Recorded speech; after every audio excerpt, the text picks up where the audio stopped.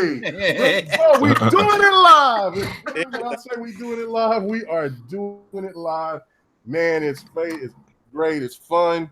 We doing this. We just got finished watching the XO event, the Inside Xbox XO 18 special event, man. And this is the reaction show. We wanted to let Bot do his thing, let the ladies of GWG do their thing, and everybody else. I know that there was so many other places where you could watch a live event, but I'm glad for the people that came out here and is waiting to listen to what our reactions. And so let's, without no further ado, man, I guess let's go ahead for some of the people that may be just jumping right on over here that didn't watch it on Xbox show.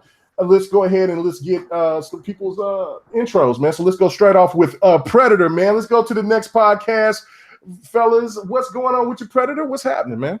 Not much, man. Trying to get this winning gameplay for next week. Don't do that. Don't do that here, GRG. Don't do that here. Don't do that here, bro. I lost by 1 goddamn % last week. Don't do that here. Don't do that here. No, anyway.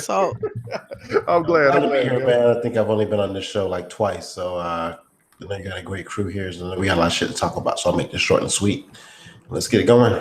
Let's get it popping. All right, another next podcast member, man. You know what I'm saying? First time on GRG. Welcome, Knox. What's going on? One of the new members of the next podcast. Rookie of the year. Yo, man, It's great to be here, kid, man. It's nice, yo. You know, I'm feeling the love, kid. Let's get it. Let's get into these topics. Let's talk about it.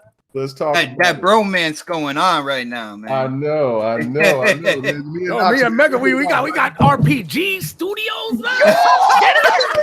We're gonna talk about it. I can't wait. I cannot wait. Anyway, so man, and then last but not least, man, we're gonna get to you know what I'm saying, the lead man for the next podcast, man. Did an excellent job on the show today, man, doing the hosting. So what's up with you, Xbot 448? What's going on, people? That is right. GRG, next podcast together. We just did live reactions. We are coming here to share our thoughts. And this is where I feel it's perfect to come over here, man, because I feel it's about to get crazy. To be messy? Is that what it's messy? No, that's right. We're about to get crazy. We're about to get crazy in here.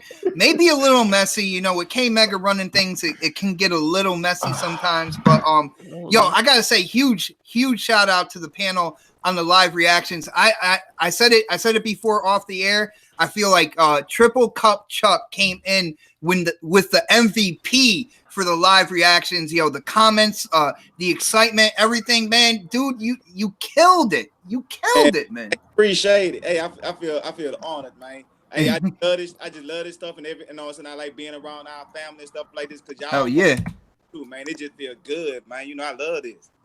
Yeah, that's right. It's all about networking, man. All about doing it together. I mean, this has been even extra special today because we were on the 1 year anniversary for Smash Podcast, and we were in there with. You're working triple overtime right now, man. Bruh, for the last 2 weeks, I've been really putting in some work, man. You know what I'm saying? This is supposed to be some time off, some relaxation. I'm over here working like I'm over here supposed to be getting a fat ass check. But we got the chance to hang out with the crew on the Smash Podcast, plus also get to hang with the guys with the Iron Lords, man. That was really dope, man. Mega, I got to give a huge shout out to the 85 people watching right now. Woo! Already right off the bat, let's go. Let's go. Last night was hype. And we hype again. Look, hey, let's go. Let's go. All right. Mega, we both been going hard today, at least. I know. That's what I was just talking about. Like, we was just in there, and just the collaboration, everything, everybody working together, meshing. This is exactly what I wanted to do and wanted to just be around just gamers, people that just love gaming, just want to talk about it, just be about it, man. This is probably the best 2 weeks that I've had doing podcasting since I've started doing it. Dude, if you were snaps right now, you'd be like, I'm gonna quit my job and I'm going straight to YouTube. Yeah. Yo, she just came in, she just busted through the door like, I'm quitting my job. Oh no. No. So anyway, man, so let's go ahead and get to some of the GRG family, man. Let's get to the MVP of the show earlier. So what's going on with your Triple Cup, Chuck? Man, I'm up, man. Hey, I got a little announcement, man. Hey, first I'm gonna say about the Smash podcast. I was in the chat. I was checking it out. I had some parts I was getting furious. I wanted to jump through there and say, no, man, look, they didn't. But it was a good ass show. It was one of them shows that had you really into it. You know, so I want to give a shout out to him and everybody that went on there that's tripling up with Triple Cup. You know, it's an Xbox, man. Appreciate it. Everybody on your panel, man. They showed so much love, man. We had so much fun. It was a good time. Man, I'm ready to go into these topics because I know, man, we're going to be talking about this thing from start to finish. This show going to be spoilerific if you missed it. And HD, Delilah did the thing. And this is what I want people to do out there. If y'all in the live chat and y'all hear us, take that show from Xbox and you take the show from Ground Woman Gaming and then you play them simultaneously together and watch how your mind get blown. Yo, that'd be crazy if you do them side by side, and if for some rhyme or reason, like it just seems to sync up all the way through. Like, right.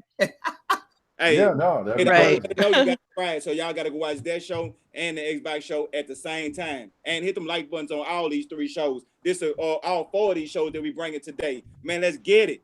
Let's get it. I love it. Look at my boy, the MVP tonight. Over there. Man, I'm ready. My old lady, she gone to work. I'm going to people's house. I'm having good times. I know. I'm in the house by myself. That's why I'm so cool. Let's go. Right. Anyway, big shout out to Sir X-Man. You know what I'm saying? He says, I was there last night, K-Mega. Yes, you were. You were in the building, man. We appreciate the support. We definitely appreciate the support. So, man, we're going to keep on going. Let's get to it. Delilah HD, one of the matriarchs. What's up? Glad to be here. Glad to be here with you guys. I absolutely love the show.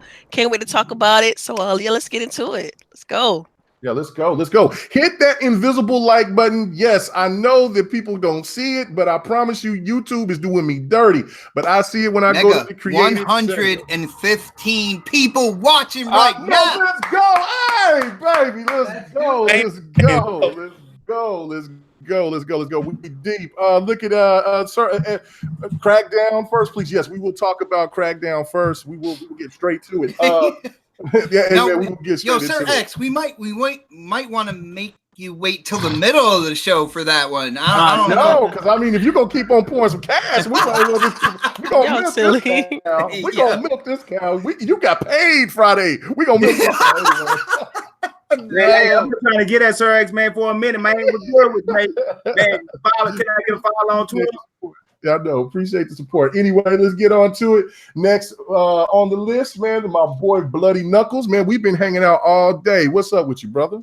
Oh, man, I'm just hyped today. Today was the 1-year anniversary for Smash, and we got live over there. Had our boy Lemon there kicking it with us. Of course, we had Sharice representing for the ladies from GWG all day. And then, of course, we had Addict King David and Cognito from the Iron Lords representing for them. And, of course, we had all the Smash crew. We went straight wild out there. And then right after that, me and you chugged right along to join Xbot and the rest of the next podcast for EXO. And now we're still keeping it going. I'm pumped today. Like, everything that they showed off, I was excited for. I was really digging everything. So let's do this. Let's go.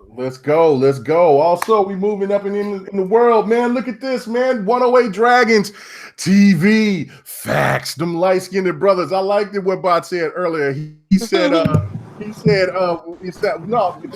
sound like a powerful drink that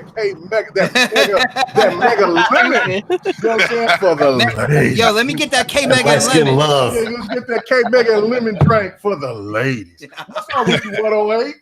Boy, I know I'm out here doing. I'm about to. Oh no, bro! I'm gonna give you one of them Bill Cosby specials. Nah, nah. Yo, man. And demonetized right there. Yo, man. Let me tell you, today has been a great day. Starting with Smash, going to the next podcast, and back to the GRG Foundation. Group of people going crazy. I learned I got to serve people iced tea and lemonade. You already know. 108 here. Welcome. Let's continue this, baby. Yes, and last but not least, our Donald Trump. Please don't act Trumpian tonight, man. We got guests. So that I'm just giving you the fair warning. Yo, we ain't guests, we family, man. What are you talking about? He gonna be like, guess what? Listen. I welcome all I saw a bot coming and I didn't turn him back and tell him to get on that convoy going the other way. I said, "You are welcome in." King neutral, along with neutral. all our brethren from Mexico. Viva la Mexico. You know, it's gonna be a good show. I can't wait. A lot of good stuff. All right. Stuff. Yo, Sir X-Man, talk about love you, and love you all in the community, man. We love you guys too, man. We are so happy for you guys to be here watching us, to get our reactions, and just for the support, man. If it wasn't for you guys, there wouldn't be no GRG, there wouldn't be no Next, there wouldn't be no Smash, there wouldn't be no GWG. We love the fact that everybody out here is supporting us. Hell yeah. And just hope it just keeps growing and gets bigger and better, because man, we love you guys. There's no doubt about it. We love you. No LUV, it's LOVE, man. We love you guys. Thank you so much. So anyway, let's get this party started, man. And I'm going to straight to Pred, because I know Pred's been really quiet. He was quiet. He was too quiet. So we're going to start this off, and we're going to do exactly what my homeboy asked up there. Said, hey man, let's talk about this Crackdown 3. What did you think about the reveal of the multiplayer for Crackdown 3, Pred? I actually liked it. I kind of caught some wind of it earlier today about the multiplayer, and so I was waiting to see the video that came with it. So I'm excited. I see they kind of toned it down a little bit. You know, it was a little bit from the original plans. It seemed like it was really ambitious, and they kind of backed off a little bit and kind of made their multiplayer a little more like narrowed in to just an area instead of the whole damn map. So I like they did that. And the real thing I took away from the Crackdown reveal was the fact they pushed the date up, because everybody was expecting to come out like the 28th, I think, of February. Great point. And they moved it up, you know. So it's a Game Pass game. So if you get that $1 holla, Game Pass, that $1 holla, you know. You could play the game basically for $1, and I think you can get 6 months of Xbox Game Pass for like $30 or something like that. So like this is perfect. You get all the games in Game Pass. They're really. I mean, I know we're getting to this later, but they're really pushing Game Pass. Is what I got out of this whole event today. But as far as Crackdown goes, I really wish they would have shown a little bit more. But I think we'll get some of that inside Xbox later on. Yeah, I do. Now, do you? Now, were you anywhere concerned about the single player? I mean, they didn't really, like you said, they didn't really talk about the single player that much. But did you think, for what you've seen, that there was upgrades? It's really hard to say because I'm watching. I mean, I have a 4K TV, but the stream was really shitty over here. I don't take anything away from what I see on TV or YouTube or anything like that. I need my hands on the game before I can make an assessment with that. But I wasn't. If you add last E3's video and you add what they did today, I think a lot of people came out of it excited about the game. Because we've been waiting to hear about it, and I think a lot of people who are on the fence kind of this actually swayed them to actually want to get the game. The fact that it's in Game Pass as well will help people kind of make that decision going forward. But I'm not concerned. I wasn't concerned about the single player, and I've never played Crackdown before. They're also bringing the original Crackdown and back and pat for free, so that will help me kind of get adjusted to it and figure out what's going on with the game. So I'm not concerned at all. I mean, I think the multiplayer is what's going to sell the game, though. Okay, all right, cool. What about you, Knox? What was your thoughts about Crackdown 3?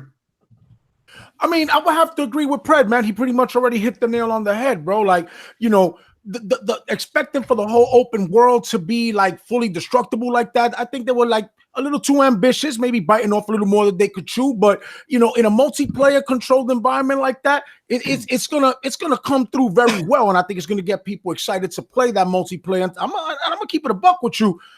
I could have cared less about Crackdown until today, like for real, like really? I'm actually like, yeah. That's what I'm saying. Like a lot of people, like they seem gotten excited about it now. Shout out to my man Beast, who's in the chat right now. He's a big fan of Crackdown. Me, I could care less about the game, really. But now I'm actually kind of like, it's piqued my interest. Like I'm like, yo, that shit look pretty dope, man. Like, yo, I I might check that out. I might have to get. And I'm already got Game Pass for like 17 years, so I'm good money. He said 17 years. Damn, bro. Hey, look who got paid on Friday. You said 17 years. Yeah, I jumped on that like $30 for the whole year joint. Oh, got me like 3 codes. Nice. All right. Okay, Xbot. You know what I'm saying? Your reactions to Crackdown 3, were you like Pred and Knox, where you kind of was reserved a little bit, but what are your thoughts now after seeing the multiplayer? Well, when it comes to Crackdown, I gotta be honest, man. All the negativity about that game, I didn't see where it was coming from before. All right, I thought the game was looking great. They showed all that kind of like single player business and everything before time, but what they showed today, I saw with the multiplayer and having that destruction and being able to jump up and slam through buildings and bust through walls and everything like that. Dude, that looks insane. I cannot wait. I think me and Triple Cup, we got a date when that game drops, man. We're gonna go in on the multiplayer and we are just gonna wreak havoc, man. I can't wait for that game to drop. Include me in there because that's gonna be all right. That's gonna be all right. Then it's on Game Pass. So yeah, you can't. Ain't nobody should be missing this game. Nobody should be missing this game. Yeah, like that, and that's the thing right there. There was so much negativity, and it seems like there's a lot of positivity now after seeing the multiplayer and the destructions. And yeah, I know it's not the entire city, but it doesn't need to be. All right, it looked like it was so much fun, and then having Game Pass there and having these first party titles go into Game Pass on the launch day. That even people that were like, man, that looks like garbage. I bet you they're gonna be on the sneak tip with Game Pass, like getting in on that, like, oh, I'm gonna play this game. Like, you know what I'm saying? Like, we're gonna have to check our Xbox Live, our friends list when that game drops to see like how many people are actually playing it, because it's gonna be a lot. Like Red Dead. It's gonna look just like how Red Dead. It's gonna look like Red Dead. It's just gonna look like Red Dead. Anyway, let me watch how we looking just like Red Dead, because everybody gonna have Game Pass by then. All right, let me give more and more people grabbing Game Pass. Let me give a big shout out to Sir X, man. He is lit today. I think Xbox, man. Woo! I think XO event got this man on another level, man. Appreciate it. He fired up. He says, K Mega he said that this one, shouldn't these be the kind of commercials that Xbox should put on TV? Now, look, I'm clapping for that one right there. I'm going to hold on to that for a minute because I do want to ask the panel about that. That was definitely something that I did want to ask everybody. So, yes, that is a great point. I'm going to ask everybody on the panel about that, but I want to get the information from everybody about Crackdown 3. So, yeah, let me go on straight over to Delilah HD. What was your thoughts about the multiplayer? About Crackdown? It looked good. I mean, I wish I'd spent a little bit more time on it. But from what they shown, I mean, everything looked more polished. Like the way the character moved, the effects, everything looked like way more detail, way more polished. I'm looking forward to it now. I mean, I don't know what else you could say about it at this point. I mean, it looks really good. It kind of my expectations were kind of really, really low on it, and so it really exceeded them. What they showed. Yeah, it did look really good. So I haven't talked to Livewire at all day. So our Donald Trump, what did you think about Crackdown, bro? Terry Crews. Yeah, I like the commercial. The commercial was cool. Yeah, the game looks good. It kind of reminds me of what's the name of that mode for Halo? Breakout. Breakout. It has that aesthetic of Breakout. Yeah. I mean, obviously the difference is just third person, and it's Crackdown, so the shooting is a little different. But I do like the fact that from what I saw, like it kind of does have like that Halo meter, like tell you like how far your enemy's life is. So I think it's going to be a way more polished shooter than I think we expected. And we should see more of it probably either later on today or tomorrow. I think they're doing events kind of expanding on a couple of different things as far as Crackdown and gears and whatnot. Yeah, no, it did look good. Yeah, it did look good. No, keep going. I'm sorry. No, but the multiplayer looks good. It looks real good. I was like, man, it's not exactly how it was before. But then I was like, for 5v5, if you gave them a whole city to run around, That should be boring as hell. Be like me playing DayZ when I was like, yo, is anybody else in this motherfucker? Like, goddamn, I can't find nobody out this bitch. You have to wait for somebody to blow some shit up just for you to get there. But nah, Yeah. I mean, nah. From what I saw, man, it looks really good, huh? You know, there were some people in the chat that I was seeing that was complaining and saying this doesn't look like what they were announcing with the city. But I did like what Knox said, and I have to agree with him, is that, you know, it seems like it's a lot refined because it is more compact. You agree with that? Wrecking Zone, I thought that they always had it like that, to where the Wrecking Zone would be different from the actual game. It wouldn't be the same city. I don't know why people had that perception. Yeah, I agree with you. Yep. Yeah. Another thing too, they actually released the official trailer, the Wrecking Zone trailer, on the Xbox YouTube channel. And it looks way better than what possibly was shown on stream. So check that out when y'all get a chance. Look, I don't pay the bills. That ain't my thing. But can I do it just one time? Do it one time, bro. Do it one time. I'm gonna leave his name anonymous. So Microsoft can't do good shows, no new games, and then he say die box. Dry box. He said dry box. Okay. Yeah. Didn't we talk about this here? Didn't we talk about this on the last show? We always gonna have that one hater, no matter how good the show gonna be. I mean, this is a proven right here for $2. Check it out for yourselves. Yeah. I mean, look. We'll discuss $2. Good point. Well, I mean, hold on. Before we still continue to get everybody else on the panel to talk about Crackdown. I mean, what about this? Anybody could jump in. I mean, what about what you see in what Ronan Star 58 is saying? Like, I mean, does it still look to you that Xbox didn't deliver on this show? Nah, absolutely not, man. I thought the show, I thought they represented, man. I mean, I don't know what they were expecting. I mean, it was what it was, man.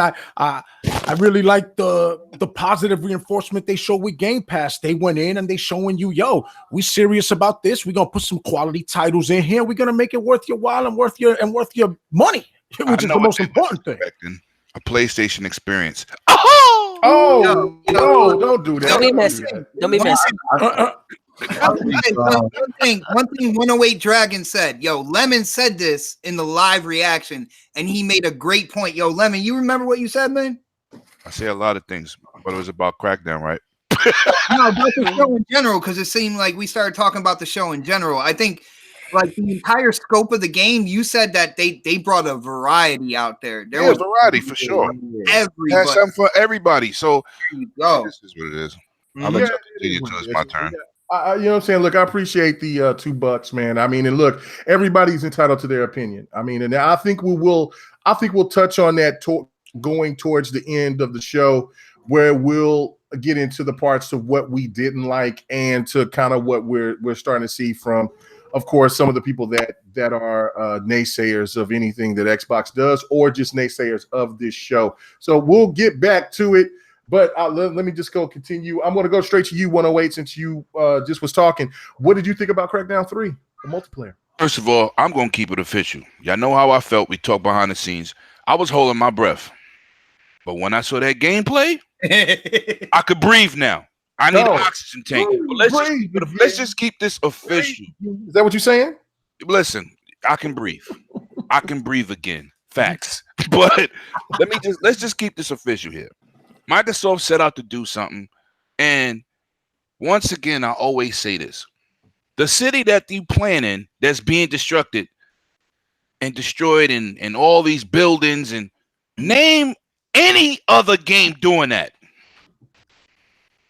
You know how there's crickets right there, right? Yeah, because even Battlefield, you shoot part of the buildings down, or some of the buildings fall, but you still got a city left. So what game on that scale is doing that? So they can't even knock the game for being not. Oh, they said it was supposed to blow up the moon too. Oh, my bad. You know what I'm saying? Oh, damn, we didn't blow the moon up. You know, come on. For No Man's Sky. Come on. We saw that game 2 years ago. We saw that game last year. Whatever that lady was, a fake superstar, whatever she was playing it. That is not the same game. The character models, the details, the levels, the textures, nothing. There's absolutely nothing wrong with that game now. All these YouTubers, content creators. Oh, we knew it was getting canceled. Y'all should just take down your channels and stop it. This is ridiculous.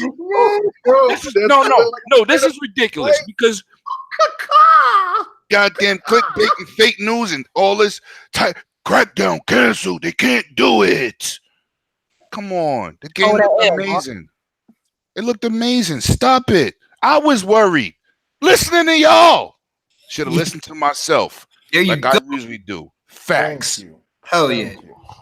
Thank you. All right, Bloody Knuckles, what did you think? How did I feel about it, man? I was excited to see the multiplayer for Crackdown because while we already know how the single player is going to be for the most part, the biggest thing that everyone was wanting to see was the multiplayer because the multiplayer had been the most polarizing because that's the one thing that's been back and forth what everyone was holding against Crackdown the most. Yes, it's not the whole city like everything else, but as Lemon had put forward, it's still a large arena that is still fully destructible. There's no games that can do anything on that scale. The closest one, not even Battlefield, I would say the closest one that did it before that would be the Red Faction series because they had the fully destructible buildings with the engine that they made. Yeah, but with that engine, once you destroyed it, the debris disappeared. And exactly, and that's what I say is that they were the closest one to do something like that, but they didn't do it on what Battlefield or on what Crackdown is doing. This is still holding to the vision that they want to do. It just put it in a more realistic light. They gave it a little bit more of a smaller arena, but gave it more verticality. They made it very much taller, but still gave the aspect of, hey, you can fly and jump around this whole area as much as you want, but you can destroy the living shit out of it if you wanted to. Whatever you want to do, it's all you. But this is everything you can do with. I think the only game that can compete with what Crackdown is doing right now is Just Cause. Yeah. If they had a multiplayer. Right. And we'll talk about Just Cause just as well. I wanted to talk about something else right after that and then get into Just Cause. But yeah, you're absolutely right. Just Cause, there was a game that I just kind of pushed off to the side, but seeing that trailer, I am so hyped for that. But go ahead, continue, Knuckles. I'm sorry. Yeah, but I mean, I'm really looking forward to it. Am I gonna? And I was like, especially with the announcement that they released the original for free for everyone to the end of the month. I was like, am I gonna buy it? I'm still not sure on it, but if I don't buy it, I know I'm absolutely gonna play it through Game Pass because I have that option. And just like Pred mentioned earlier, I got Game Pass for the next year and a half. So why the hell not? Yeah, no, I mean, like I said, I mean, that's another thing, and that's exactly what good Safeway. I think we giving each other Safeways right here, man. I like that because we did it on Smash. All right, that's exactly. Before we switch over, K Mega, if I could just shout somebody out in the chat. Yeah, go ahead. Joseph 10. Yes, I was just going to say that I agree with him. Yeah, go ahead, bro. He's like, I feel like we got a smaller arena because they don't want to be known for Fortnite and finding players. They want a smaller map size. Means bigger, more fun experience, and I'll agree. When you're closed in tighter, like you can't camp. Multiplayer would get hectic, man, and you got these huge skyscrapers, and you can bust all the way through them. I can see some actual like craziness going on in the multiplayer with Crackdown. I'm excited, man. I got something to say. Go ahead. Did that arena look small to you? Nope, not to me. I don't know. No. It's 5 versus 5. Not 30 on 30. Yeah. I mean, yeah, for real. Like, I mean, remember PUBG? The still original map on PUBG was like so large you couldn't find people. I agree with Livewire when he told him that other game he was playing. You're walking around for days. There's 100 people in there. You don't see nothing. Yeah. I got ridiculed and somebody streaming it in the chat and was like, "Where's all the other players? You'll get out of here. You're a hater." I'm like, a hater? I just asked where the people at. It's multiplayer. Hey, do that again for me, please. I love that. God. What did they say to you? Can't make it stupid. I'm not. Do it again, bro. Please. No. I love it. That's stupid. Put me on the spot. He said, you're a hater. I can't do it when you do it, bro. That's a I love it. But it's Thank you, true, Ray J. man. They It just, do. I don't know how y'all look at some games, but y'all need to put away these magnifying glasses because y'all be bugging. Yeah. That level wasn't small. Nah. Y'all crazy. It don't have to be a whole city, but it's damn sure a borough or county. Yeah, that's what I was about to say. No, it might not be all of New York, but it was definitely a borough. So Right. It was big as hell. I mean, what you want to do? Just be swimming in space? And I love the emphasis that they put into the fact of like, because when we were watching it, when they first were showing it, the first thing, I don't know who said it on the panel on Next, but they were like, "Oh, I don't see a building being dropped." And then the next thing they got the guy right there, and they says, "You can drop skyscrapers," and they showed the chick sitting right there, jumping up, hitting a certain part of the skyscraper, and then all of the debris falling. That was crazy. You know what else was crazy about it? I remember the first time they showed the multiplayer, and yes, it's not, the whole city is not destructible. You go into rounds, there's probably like different boroughs and stuff like that, each round or whatnot. But what I noticed is it was a lot easier to break through walls and everything like that. They originally had planned, it was going to take a lot of ammo to take down a skyscraper or something like that. I think they balanced it out for like the fun factor, and it's not going to take you forever to like completely tear down a building or anything like that now. So I think it's gonna keep people engaged. It's gonna keep people having fun, and I think it's gonna be a win, especially like we said on Game Pass, man. There's gonna be people playing this game, yeah. Well, yeah, on top of that, that's where I was going to go to is talk about Game Pass. But there's one thing that also Joseph has said that he's 100% right. He was like, what even makes Crackdown 3 even better is the use of the Azure servers. That's amazing. Like this was the thing about the multiplayer that had me attracted to it, was the fact that they're going to try to utilize the cloud. Remember DirectX 12, the cloud, that's all a figment of our imaginations, those unicorns. It ain't real. Yeah, it ain't real. It's not happening. You guys are just thinking outside the box because you want Xbox to do something that if PlayStation would have already done it by now, Nintendo would have done it by now, PC would have done it by now.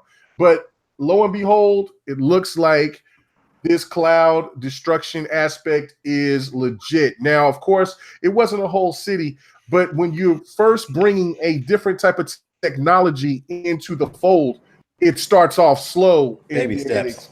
That's right, baby steps. And so just seeing that in real time, or I should say real time, but just seeing that in live action and how that was working, that to me is a game changer. I've always said that was the one thing about Crackdown that had me more excited, because I wanted to see full destruction, because I am a huge Battlefield fan.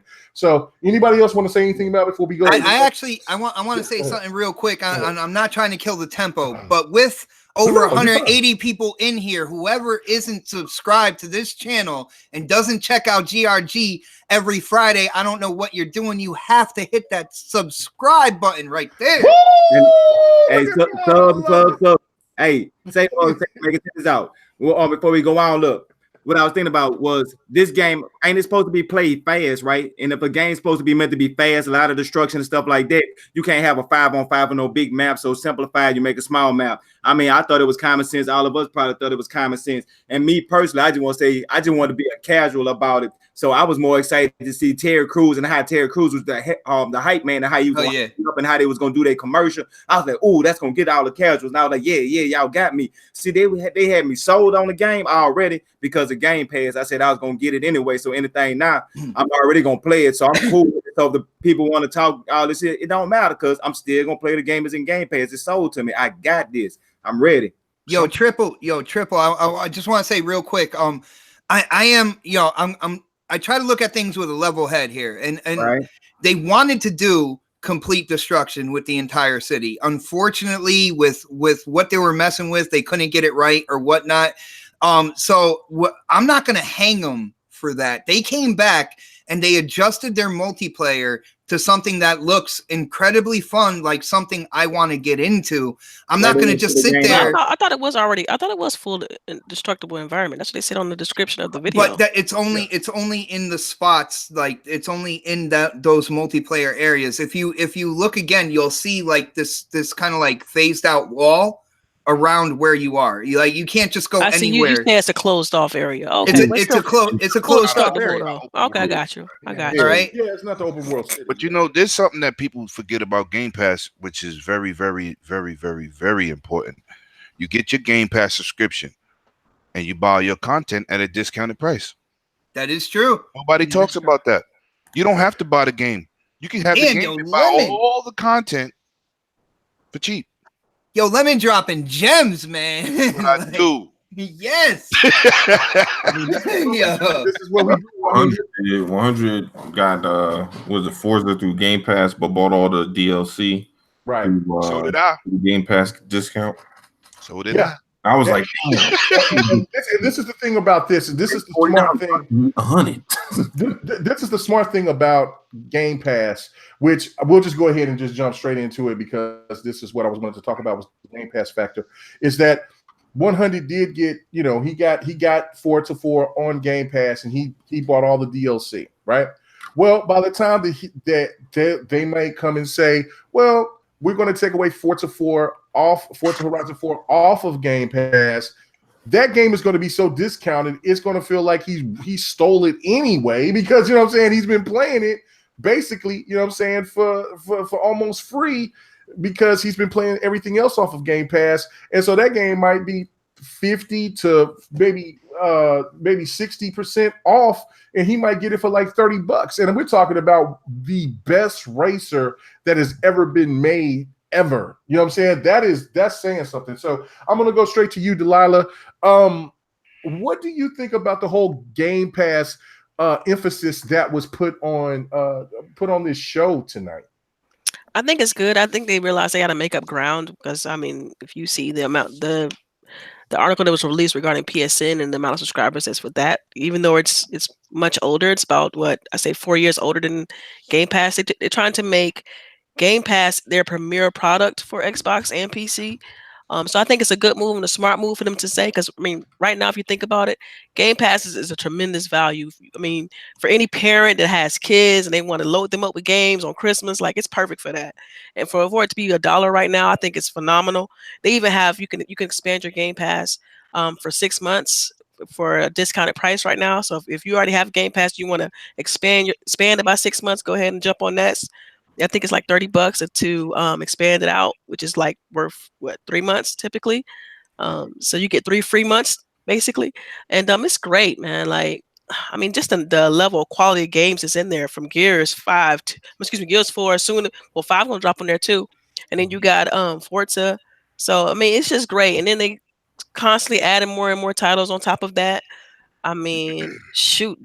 With Ori and the Blind Forest, then you got Ori and the Will of Wisps gonna be on there. It's a great value, and so I think it was smart of them to say, look, Game Pass is a thing. We know how we have it marketed as we should, but this is gonna be the primary topic of our show, and I think it's a great reintroduction for people who have not heard of Game Pass. So definitely. Yeah, no, most definitely. All right, what about you, Knox? What did you think about the strong push for for Game Pass? Did you think that was a smart move, or did you think they should have went another direction? No, absolutely. It's something that they're heavily invested in, right? And like I said, they're trying to put forward the best product that they can, in my opinion, making it worth your money. You know what I mean? Because what did everybody think when this initially got announced? Right? About Game Pass, like Mooch and Crap used to say all the time. They pretty much a bunch of indies, yeah. Giving up choice away, nobody wanted them. I don't think that's the same anymore. I think people are very interested in Game Pass now. I think people are looking at it like, yo, it's smart. And now with the what's that program that they just launched? The Xbox the winter Xbox All Access, right? Where they give all access. Yeah. 35. So you for the 35 beans a month for 2 years, you get your X, you getting Game Pass, and you getting Xbox. That's right. 2 years, and you still saving Great a little bit. point, man. You know what I mean? And on top of that, it's worth your while. You don't really gotta buy nothing if you don't want to. If you get in on that aspect, get in on that $35 a month, you good. You're gonna have titles to play, bro. You're gonna have the whole Gears collection. You're gonna have Halo. You're gonna have Sea of Thieves and Ori and all of that now. You know what I mean? You're gonna have PUBG in there now. You know what I mean? They did it, man. They making moves with that Game Pass, man, and I'm glad to see it because they're not just sitting on their hands with it. They're signing these studios as we see. They want these games. They're gonna put them out there, and that's all good for us, the consumer. It's a win for us, bro. Yeah, no, it's definitely a win. I agree with that. What about you, Pred? Predator. He got lost in Taj Mahal, man. Ooh, Pred, you all right? I had nightmares of State Mega beating my ass in gameplay. There you go. What the fuck you talking about?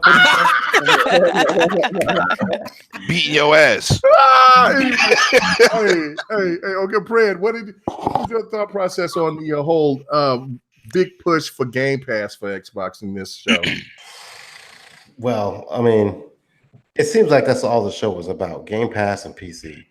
You know, I don't know if this is a topic because I know we're kind of winging it about our overall impressions of the show, but it seems like that's all they discussed. Like everything is either Game Pass or PC, and even the studios they acquired were more of the RPG-ish PC type, stuff and mouse and keyboard stuff. So I'm glad that they are pushing Game Pass. I think it's like a good moneymaker for them. And, I think, what was it? Hellblade going there is a big for some people. Thank you, Pred. I was waiting for somebody to say that, man. Yeah, I was going to you next, Bot, because I knew that you was talking about that. Some people have not played it and they didn't pick it up, Yeah. And it just shows that they're pushing it. And it's we're going to get more games in there in the future that will possibly maybe like PS4 exclusives that kind of became Xbox games, like Nier Automata and stuff like that. I think those games like that will end up coming to Game Pass eventually. It's a subscription thing. So they've got to put games in there. I think the biggest thing I didn't hear from them about Game Pass was the whole PC part of it. Right. That was rumored and that wasn't talked about at all. Maybe they'll talk about it tomorrow. I think that's when they're doing the instant on Xbox, but it wasn't discussed at all on stage. And for some PC gamers, that's what's gonna, they're trying to push this whole PC initiative, but they didn't really discuss that part of it.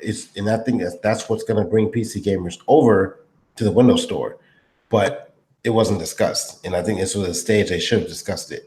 I don't know. I mean, I have Game Pass. I get it when I feel like it, but I typically buy a lot of the games anyway, so it's not that big of a deal for me.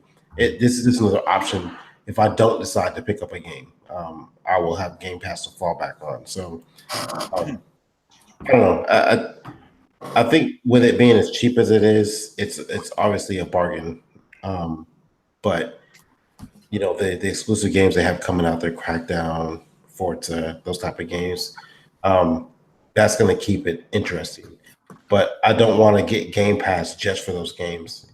They got to add other stuff in there, at some point in time. If I'm only getting Game Pass for that 1 month for that one exclusive, that's kind of you're getting the user base, but how many people are staying? And how long are staying? Like if I buy Game Pass 2 times a year, for just that month of the exclusive they drop, then it's a bargain for me as a gamer. But I don't know how that's going to work out long term for them when they're not bringing other stuff in there. Because some of the games they brought in, it was like 20 games or something shit like that. Mm-hmm. Just for this month, though. For this month, yeah, only maybe 3 of them caught my attention. But then it pays for itself because you would have to buy them straight out. No, I mean, I don't have to buy them. I can get them for a Game Pass for like that month, but they caught my attention. That doesn't necessarily mean I want to get them. This caught my attention. Like Hellblade, I have it on PC. I didn't pick it up on Xbox. So it looks better on. Well, I don't know. Your PC might be. Well, I'm sure your PC is a lot better than my PC. But yeah, he's not dealing with like a Fisher Price PC. Let's be real here, man. Don't talk trash, man. With your PC's worse than mine. Graphics card now, brother. All right. You got a couple of I'm not the type of person that's going to go back and replay a game just because it's on another console. No, Once I play it, I'm done. I got you on that. So I'm not going to go back and play it again. But had I not played it, I would have definitely picked it up on Game Pass. So. My boy Bato is shade. Okay, but your computer from Brennan Center, son. Don't go out like this shit from Tandy. Kmart, and Kmart ain't even open no more. Get a computer and a coffee table, man. Find a computer part. Computer parts. Anyway, Xbot, what is your thought about the Game Pass, bro? Yo, my brother. What do I have to say about Game Pass? Like, we know going into like when Scarlet drops and everything like that, the backbone of Xbox in terms of games and a service is Game Pass, right? What this does, it gives Microsoft, it gives Xbox and the developers out there steady stream of revenue, which they will take and they will make other games with. All right. It doesn't take away from software sales as we saw, Phil Spencer, Xbox announced like games like Sea of Thieves, State of Decay sold higher than what they expected. And a lot of it was due to Game Pass. I think was it Lemon said it beautifully, because when you have Game Pass and you can buy the game at a reduced price, and that right there is going to get people to buy it. They might throw in that $1 for that 1 month, play a game and be like, damn, I really want that, and they pick it up, right? Dude, they're going to double down on this all the way through. This sounds great now. They have PUBG going to Game Pass. You saw Hellblade, Crackdown. Later on in 2019, Gears 5, and then moving forward, even when Scarlet comes out, Fable that we know is being developed, the new Halo, any Forza, dude, this is an awesome service for the price that you're paying, man. It's incredible. I will back Game Pass all the way through, as long as they don't try to jack up the price to some type of like astronomical rate, man. Right. Yeah, that's the only thing right there. But I mean, you are going to be considered part of the welfare chain because but guess what? I will be a part of the welfare chain that is playing probably more games than most people have in their library, man. Ooh, facts. I like that. All right, Triple Cup. What is your thoughts about Xbox pushing Game Pass so heavy on this show? I mean, to me, I kind of seen it coming, but that's actually a good thing because they're trying to get the casual. Yeah, you were one of the people that predicted that last night.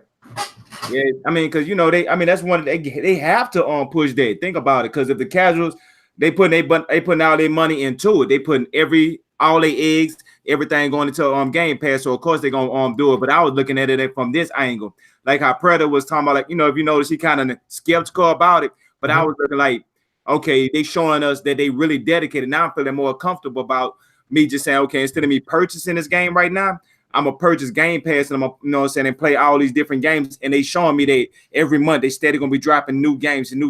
As long as I haven't beat these games, and they got games like State of Decay, Sea of Thieves, which you can always go and play, and they steady add more games. Okay, that's cool. I'll play it that way. And then if they decide somewhere down the line they want to take this game out, it ain't gonna just be discounted. It ain't gonna be that $60 when it first came out. About time then, it'd probably be about $20, $30 plus a Game Pass discount. So I'm really gonna be winning when I do purchase that game, if they ever take it out. And for the rest, you won't lose your saves or anything like that because everything's saved in the cloud. So it's beautiful. It's a beautiful situation. Yeah, you still there. And Forza never coming out of Game Pass. Forza games like that, they ain't coming out of Game Pass. So I ain't much worried about that one. Okay, all right. Yo, cool. Mega, can I say one more thing? Yo, my bad, man. I feel like I'm butting in here, but yo, check this out. Over 190 people watching right now. Everybody in the chat, can you please share out the link? I want to see this go over 200. You hear the energy. You see the gamers all-star panel. Let's go. Let's go. Do it. Let's go. This is a first, man, and I really appreciate everybody that's come around and listen to us. And I do love I love what Pred said, because I mean there are people out there that has that different type of thought process. You know what I'm saying? Pred's not wrong. You know what I'm saying? Delilah's not wrong. 108 bot. You know what I'm saying? Nobody's wrong in this aspect. When people say this show was trash, they're not wrong, because to them, if they feel that it was trash to them, that's fine. You know what I'm saying? It's no different than when we watch a show on PlayStation and we don't look at it and we might think it's trash or we might love it. It's just all about having an opinion. As long as we don't fight and act like fools about it, that's all I care about. You know what I'm saying? Let's just keep it gaming, man. So anyway, all right. Knuckles, what was your thought about it, man? My thoughts on the Game Pass, like I've been saying especially since E3, is that it's good to see that they're committed to showing that this isn't just going to be a service that they're going to do something with and then just stop. Like they start it and then stop it. They've shown actively that they're working with their first parties, putting stuff in it straight out the gate, that they're trying to work with certain third parties to get stuff in there out the gate, that they're helping support smaller games and smaller devs put their stuff in Game Pass and get it straight out the gate. So that way they're like, hey, look, y'all may be making a game that's not going to appeal to everyone. Let us put shit out day and day through Game Pass, get more people, and we'll give you a big chunk straight out the gate. They're showing that they are doubling down on this. The fact of how many games are actively in it right now that you're pushing, as we were talking about during the live reaction, is that they're almost at 200 games currently.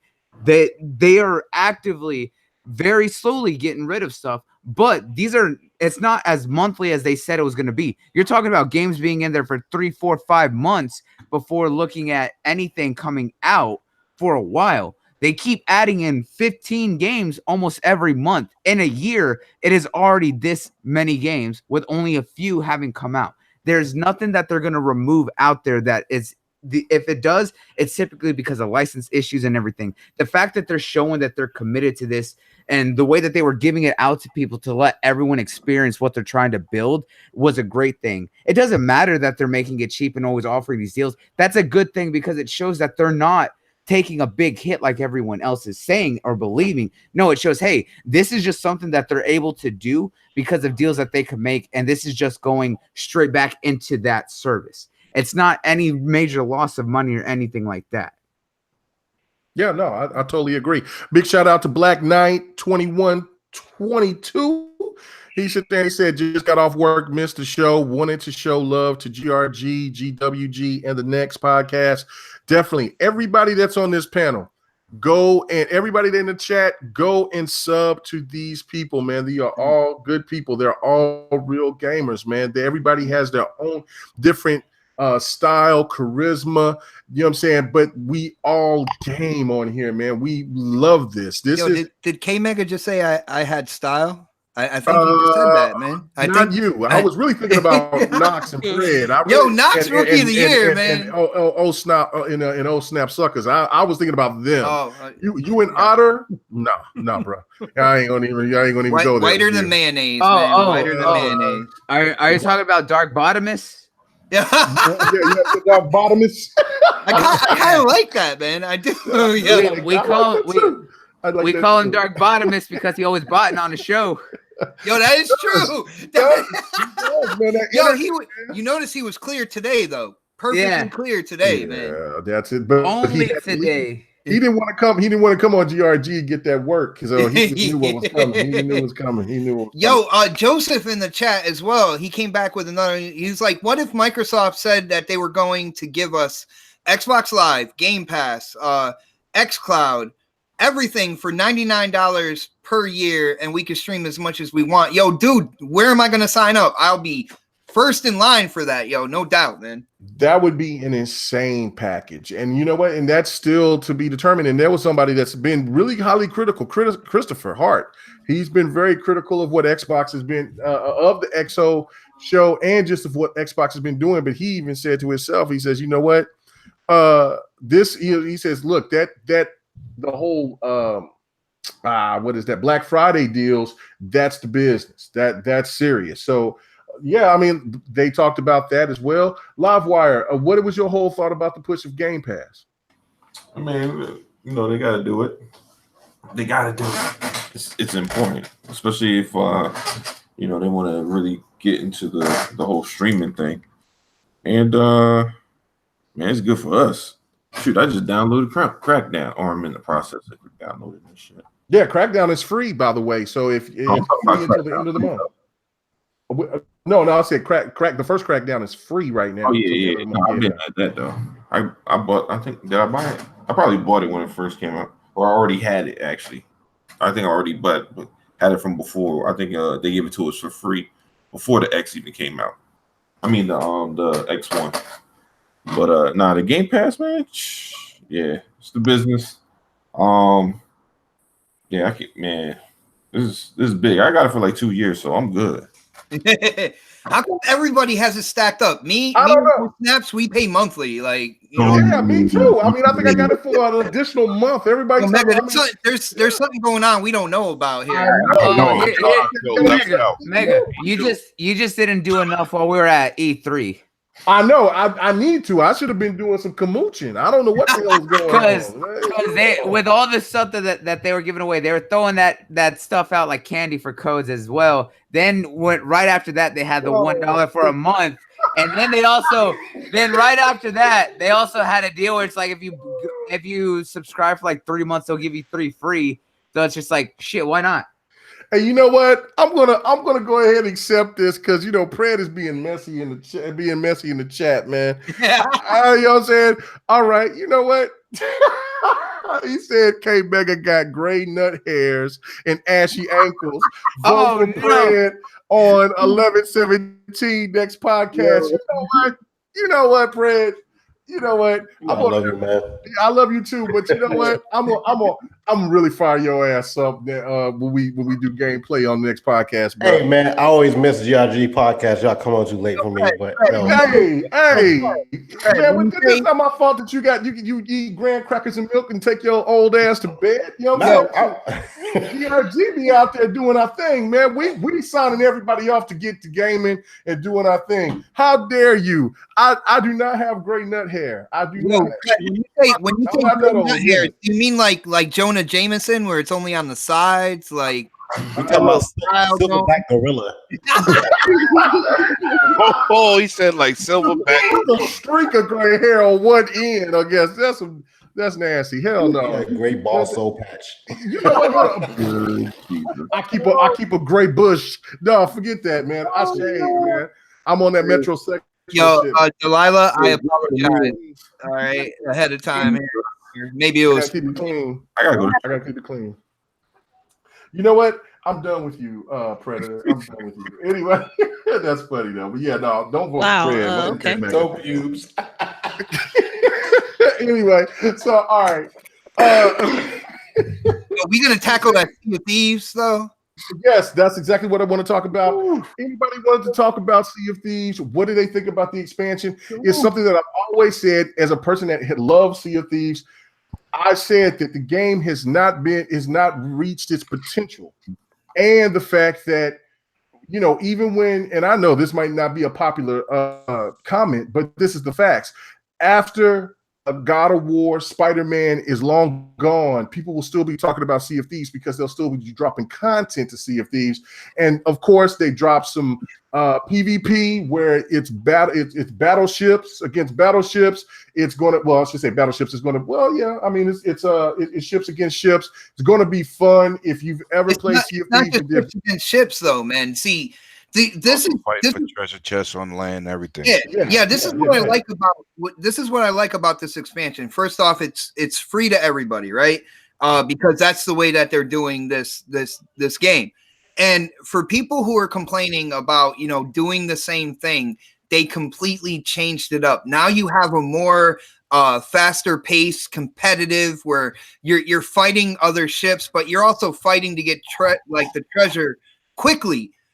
It changes the whole paradigm of the game, and I think it brings what that game has needed, that fast-paced competitiveness that you can get into and go against like other pirate ships, other crews, and for bragging rights to say, yeah, I got this first. We're on a winning streak here. I really feel like this is something this game has needed, and I will go back in and play Sea of Thieves when this drops, man. Yes, I mean definitely. I haven't played in about a month, and I missed it. You know what I'm saying? So of course, I know the haters will not appreciate that. Anybody else wanted to say anything about Sea of Thieves? Well, let me say something about Sea of Thieves because I'm not a player like that, and I want to bring up something to some people's attention. When games like that come out that grow over time, they never jump out the window with a ton of great content. They always end up with a whole slew of content. And for people who complained about this game, 5 million people are playing this game, and the content is continuously getting better. We talked about PvP before this even was announced. Months ago, we said, damn, it would be dope if they just had like just battle with ships and just go at it in the arena, whatever. And look what's getting ready to drop.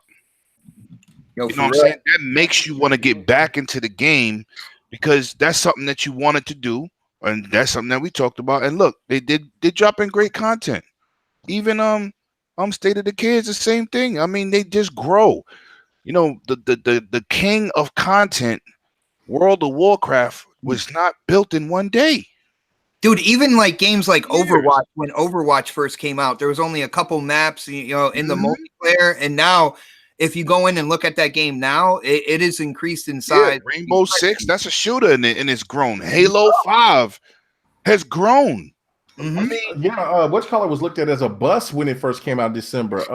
Rainbow Six. It was looked at as a bust. They said that was dead on arrival. Yep. Yes. Over 35 million people playing it. So people just got to be patient. First, learn the game. Don't criticize a game in the first 2 weeks that's built on longevity. Here's a news flash for you, man. Get used to this shit, because no question. All these games that are going into Game Pass, they're gonna kind of come launch like that. Look at State of Decay. Look at Sea of Thieves. Like, they come with the content. It doesn't really seem like it's all there, and they give you free updates to keep you coming back to Game Pass. So that's Microsoft's strategy now. That's a lot of company strategy. Yeah, the ones who are Destiny. But the ones who are doing it the biggest and doing it right has been Ubisoft and been Microsoft. They're the ones who are doing it well, because we've seen how Ubisoft has doubled down on those services and rebuilt their games. Even when they launch horribly, they do massive turnarounds. Look at For Honor. For Honor is a big one that did that.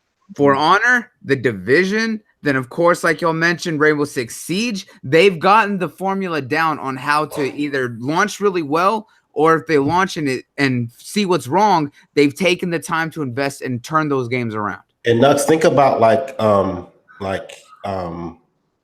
some of the Ubisoft games. They launch and they're like huge, like The Division when it came out. It had like crazy numbers. Ghost Recon when it came out had crazy numbers.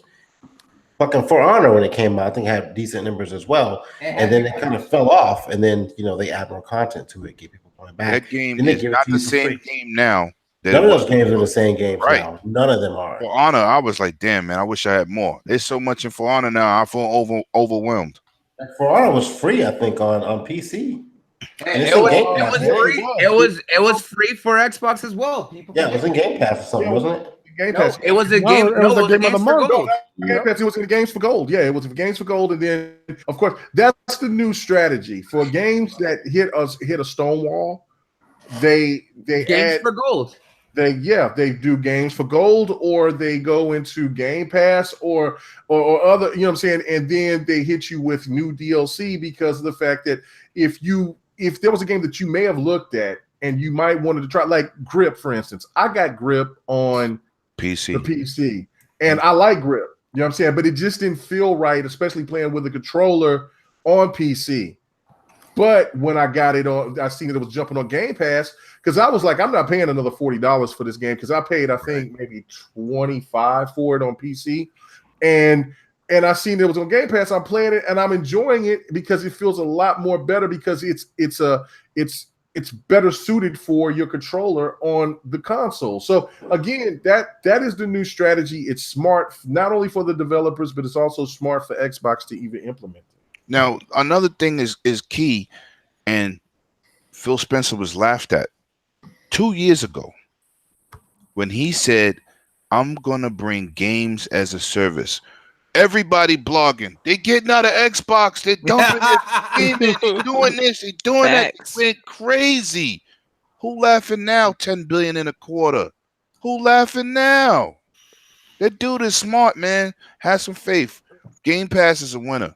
Hey man, I got to give a big shout out to the process. To That's one right. One of the original Xbox dudes to ever grace us, man. Thank you so much for coming and stopping by, the Big Kahuna. Big Kahuna! He's in the chat, man. He is one of the first, before Z, before anybody else, before me and Bot, anybody else. There was the Big Kahuna. Remember his comparison videos, man? Yes. Those were the best, yo. Yes, For real. big shout out to the Big Kahuna, man. Glad that you could grace us, man, with your presence, man. That's definitely one of the vets, old school vets, starting off on this whole YouTube thing, and he was over there, one of the first to use the Xbox, whatever that thing is. Not the Xbox Connect shit. Yeah, him and Kid Smooth was one of the first people I knew that did the thing that they did. Kid who? With, Xbox Connect. Kid who? Stop it. Dang, Xbox. Come on now. Anyway, all I know is Xbox done changed my man Larry Herb into Crazy Eddie. I know Yo, that. for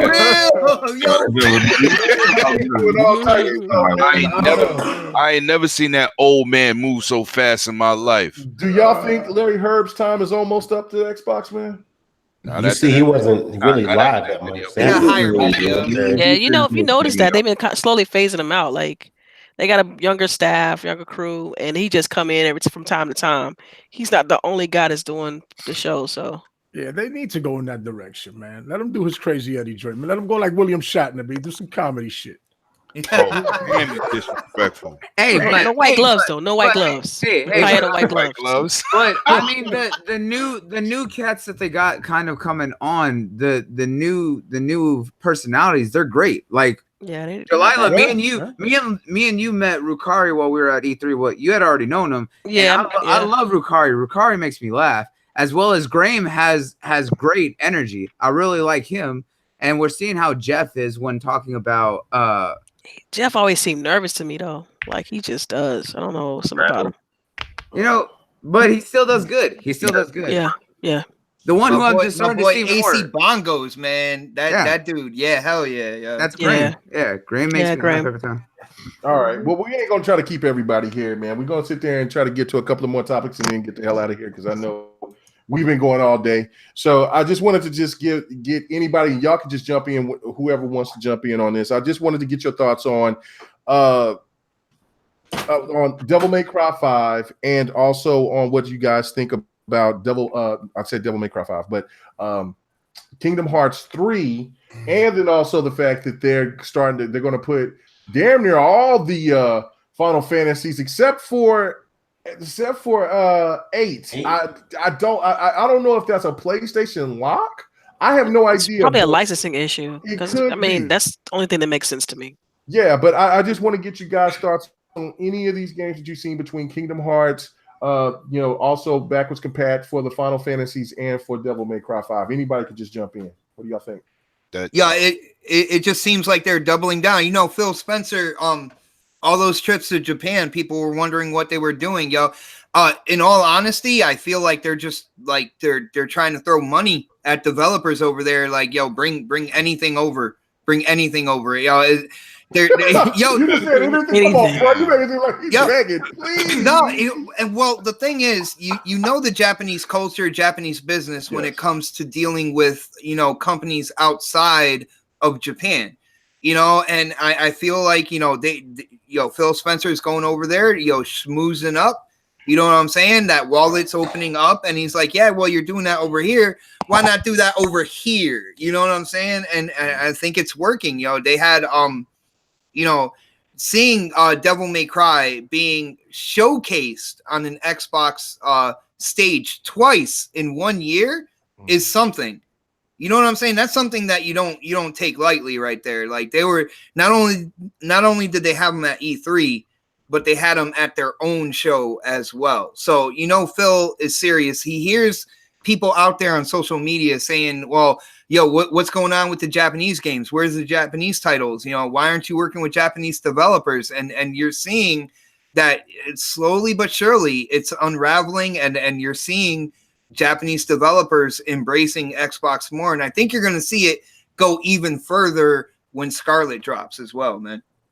Yeah, no. Anybody else want to touch on that? Yeah, and I want to jump on after Xbox right here. Is that you're right, but the thing is, he's going out there and he's showing that he has an appreciation for the culture, because you're right. Japanese are always very hesitant when working with American. They're always very hesitant when working with American companies. But him and the teams that he take out there actively are indulging in the culture. They're being very traditional and working with these people, and we're seeing that a lot of those devs are showing interest in when to come over. And there's a lot of ones that make very Japanese games, and I mean, like, I'm talking like heavily based in their culture and not on a lot of outside consoles, that are showing interest and wanting to bring it over. The biggest ones that I use is the Yakuza Studios team with Like a Dragon Studios. They've stated that they would like to bring the Yakuza series over. We've seen that Sega themselves, one of the biggest ones, have actively gone to Microsoft and been at their campus and talking with them. We haven't seen the full extent of everything that's coming, as well as all the studios they have. We've seen how heavy they are working with Bandai and Square Enix. They're going to the big Japanese companies and saying, hey, look, we want to work with y'all. Let's see, especially after what we just saw with Square Enix earlier today, them showing off Kingdom Hearts again, that got first premiered on their stage, and now we got to see more glimpses on their stage again. And then after the announcement where they're bringing a lot of their biggest Final Fantasy games over to Xbox, something that hasn't been done. A lot of these games have not been outside of the PlayStation platform ever, and they're coming over. This just shows that everything that he's doing over there is appealing to those companies as well as those devs who are willing to take the time to bring it over, as well as the fact that Microsoft is not afraid to say, hey, look, if you want to bring it over, we'll even give you devs that'll help with the porting process to make it easier on y'all. They're open to that. Mm-hmm. Yo, bloody passionate about that right there, man. No, but I will say I am disappointed. Talking about Kingdom Hearts, I was hoping and I was praying that they would bring Kingdom Hearts 1 and 2. I was hoping for that announcement, for the announcement of the 1.5, 2.5, and 2.8 final mix, but they didn't. And I know Square Enix has said they might release it after, which annoys me, as I want them to do it, because a lot of people are going to be confused going into 3 because they have 8 games worth of story that they're not going to know what the fuck's going on. Exactly. Y'all do know on PlayStation they got those games and they was not good. They didn't do them well, and they was not received well by the community. Y'all know that, right? I know that, but it's still an aspect of no. Keep the trash. I know. No. Don't even go there with that. It's not even a matter of that. It's still a matter of the fact that there is a hardcore fan base for this, as well as how much they're promoting the 3rd game, and no one is going to know what the hell is going on. Like I said, there's 8 games worth of story and a lot of things that are set up that will not be explained whatsoever going into 3. Unless they release a story so far kind of compilation, there's going to be a lot of people that are like, what the fuck is going on in this game? Yo, Mega, it's like, I just wanted Disney characters and this is too much. Yo, Mega, I can finally see the X-Bot in Bloody right now. Like, what you call him. Yeah, I can see it right now. I can see it right here, man. Baby X-Bot, that's what I'm saying. Like, yeah. It's just right there, man. It's just, he got a lot of energy, got a lot of enthusiasm, and he just says what he has to say, man. Oh yeah, brother. I love it. So I just wanted to get y'all thoughts on that. I'm surprised nobody did say anything about Devil May Cry, because I know that was your jam. We were waiting for you to direct us, Mr. Host with the most, man. I named all 3 because I know that we've been doing multiple shows all day, and I just didn't want everybody to just. I got energy. Together. I got energy to spare, man. You know that. But Devil May Cry 5 is the shit. That's all I can say. Like, I'm fucking hype on it. Hey, let me say this. Hold on. Let me say this point. Yeah, because like I said, anybody could jump in on this point, but I just wanted to say what I said on Next. I said that once you see a Japanese developer get a true real budget, you actually see what they're actual capable of doing. Devil May Cry is the testament of that. I love hack and slash games, but for some reason, there's a lot of games that just doesn't get that same type of motivation, that energy, because of whatever budget that they got to work with. Well, Devil May Cry 5 has got that budget, and that game looks outstanding. I just want to hear your thoughts on it. Yo, well, you're absolutely right. You're absolutely right. We've seen the passion that the director himself has come out for the Xbox and what they're doing with helping. We've seen how Capcom's relationship with Xbox since the 360 days have been fostered and what they're trying to accomplish with this game. Because after 4, a lot of people weren't feeling 4. That's why they completely redesigned Nero in a new way that a lot of people will enjoy him, as well as the fact of just how more over the top they're trying to make these hack and slash games, because that seems to be the biggest attachment for Japanese titles besides people who are into traditional turn-based games. Yeah, no. What was you gonna say about it? No, I was just saying when it comes down to it, like I said, I never really got into the older Devil May Cry. I got into the Ninja Theory DMC. That being said, Devil May Cry 5, it looks good, man. It looks like the gameplay is really tight. The graphics, I mean, it is up to par with what we would expect from a game today. For people who get into the traditional Devil May Cry, I think you guys got a lot of things to be excited for. And not every game is going to cater to every gamer. So, that game might not necessarily be for me. I might not be excited for it, but you hear most people on the panel are going nuts over it. And I'm excited for you guys. I can be excited for people and with a game coming out, and it's a game that I might pass on. You know what I'm saying? Yeah, no doubt about it. That was somebody. Damn good 75 says no Noonie Cooney 2, no Dragon Quest 11. Or Final Fantasy 14. Well, you know what I'm saying? And really, out of that whole list of games that they put all the Final Fantasies, you hear Devil May Cry getting showcased on the stage with gameplay, going to the developer's office, the studio, and really going in and talking about this game and everything like that. After all that, you're pulling 3 games out and saying, what the fuck, man? Dragon Quest for real.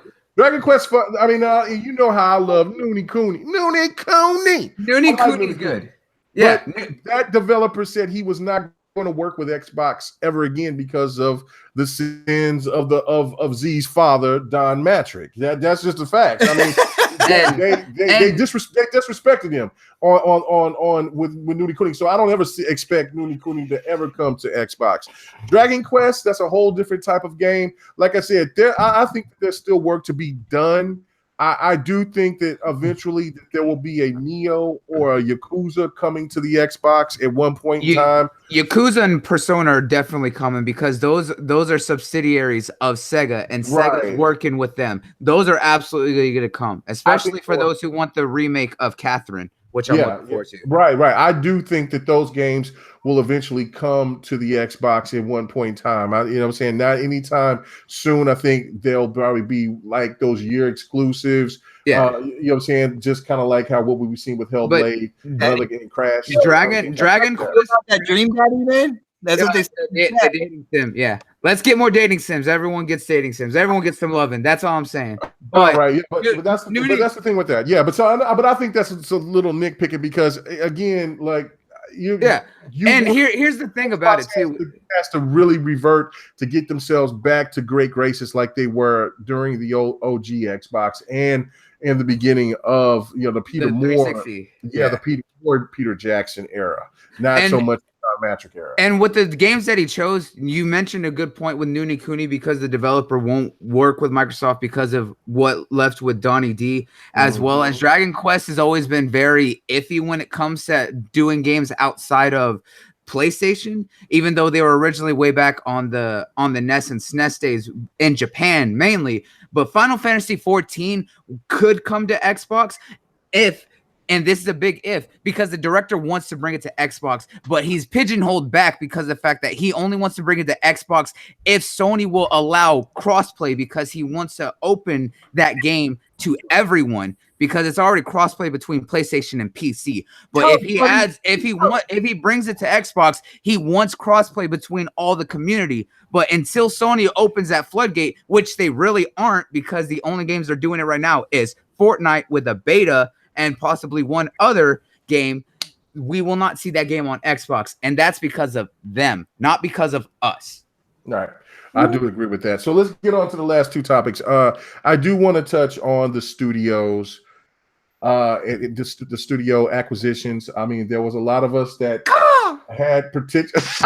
Okay, so I'm gonna go to Delilah first on this one, and get your point of view on the acquisitions of what in Exile. What is it? In Exile. In Exile. Entertainment. And Entertainment, and then Obsidian. Were you expecting anything from either one of these two to be announced tonight? Well, I mean, of course, Obsidian has been rumored for the longest time, so I was hoping that we would hear something from Obsidian, but I didn't expect it to be tonight. So I have to eat some crow on that, because I said I would be very surprised if we got an announcement on Obsidian, but I'm definitely happy that they did announce the acquisition of Obsidian. The one that surprised me though was In Exile. I did not expect them to go in this direction as like a second pickup, because they're from they do the Bard's Tale, the Wasteland series. I don't think I played anything from them, to be honest with you. Right, but they're another RPG house. So I mean, I guess they're trying to shore up that part or that genre within their portfolio. I mean, that's what it looks like to me. Even though Matt Booty in the interview, he said that they don't really look at it like that. I think they kind of do, because if you notice, just from what they have, they let go of Lionhead, which was their RPG house for Fable. So I mean, picking up two studios that's their forte, I think fully makes up for that, for them closing that studio. But yeah, man, I'm very excited about it. We already talked about a lot of podcasts talking about Obsidian already, so you already know how I feel about Obsidian. I'm very glad that it's finally confirmed, and I'm looking forward to what they bring out for Xbox. So yes, no doubt about it. No doubt about it. What about you, Predator? What was your thoughts about? Yeah, Fred.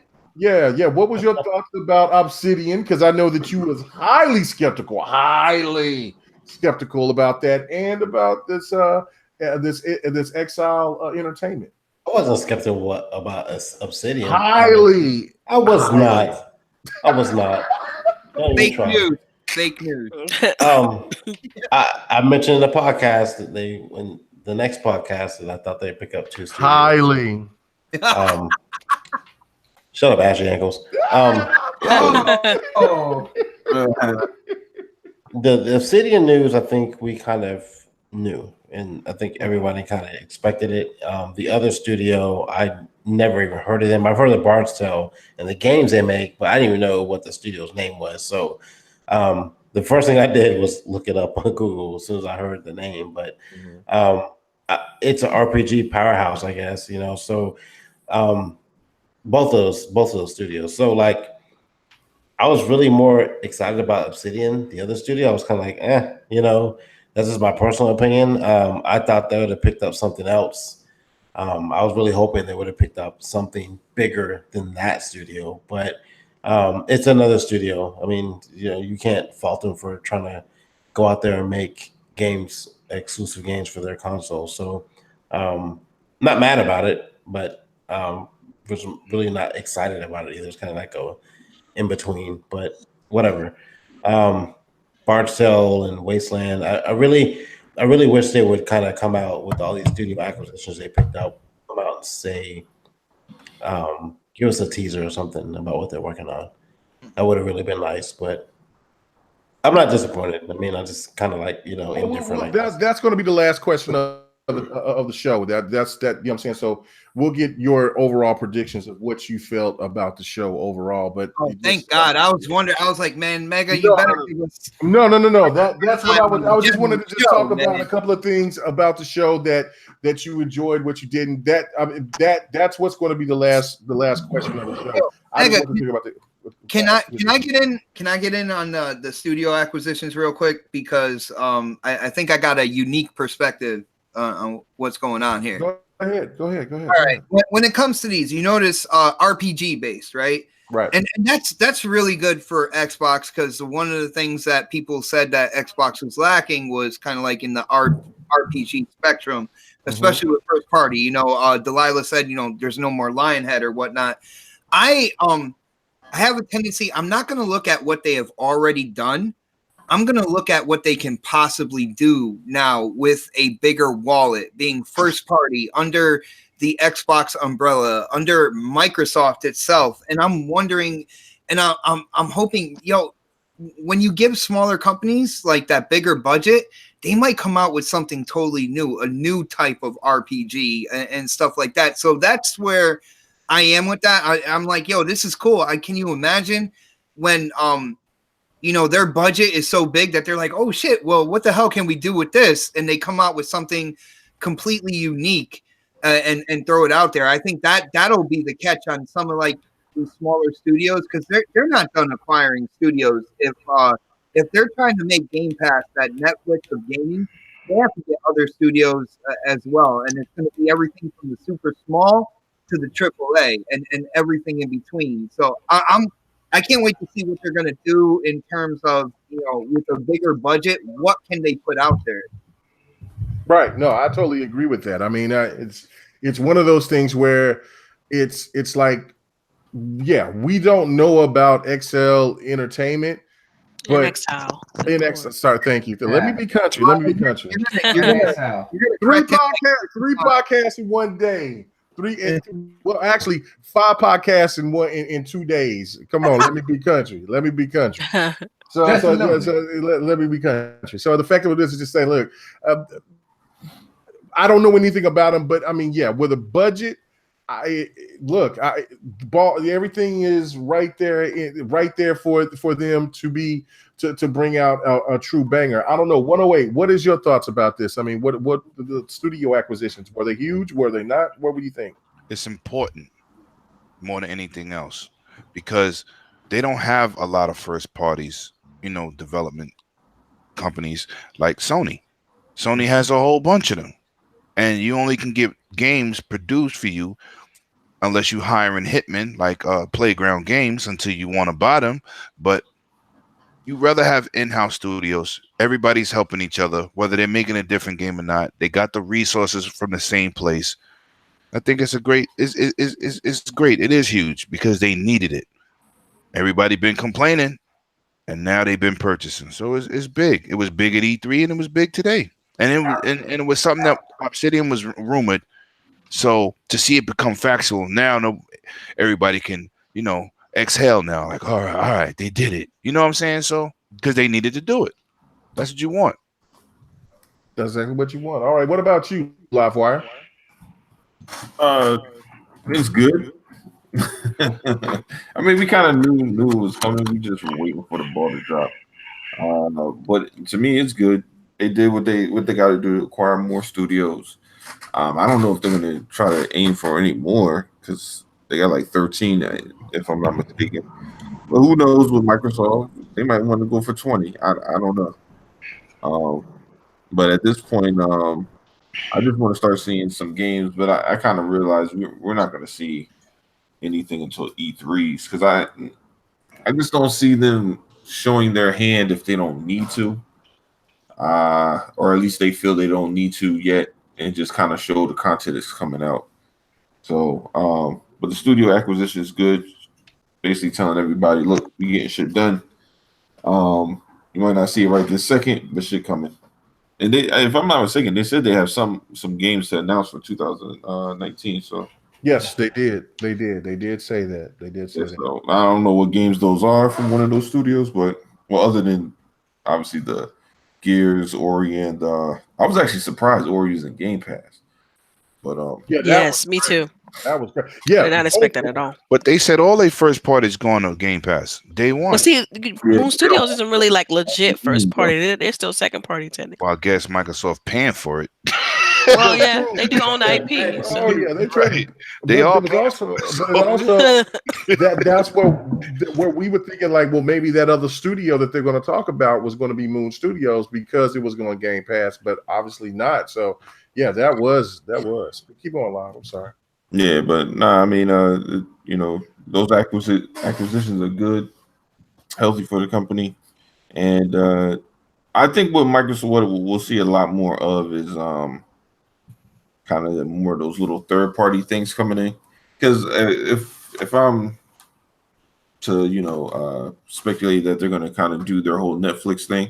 Netflix has their studios that they do their shit in house, and then they have their shit where they just like they'll somebody present them a movie, they be like, oh, that's nice. They don't publish the movie, they don't do anything. They just slap Netflix movie on there and they buy it, and then that's it. So Microsoft might do some shit like that in the future. So like, Right. Freedom. When we buy this, it's going to stay in Game Pass type shit. Okay. All right. What about you, Knox? What was your thoughts about the acquisitions for the studios?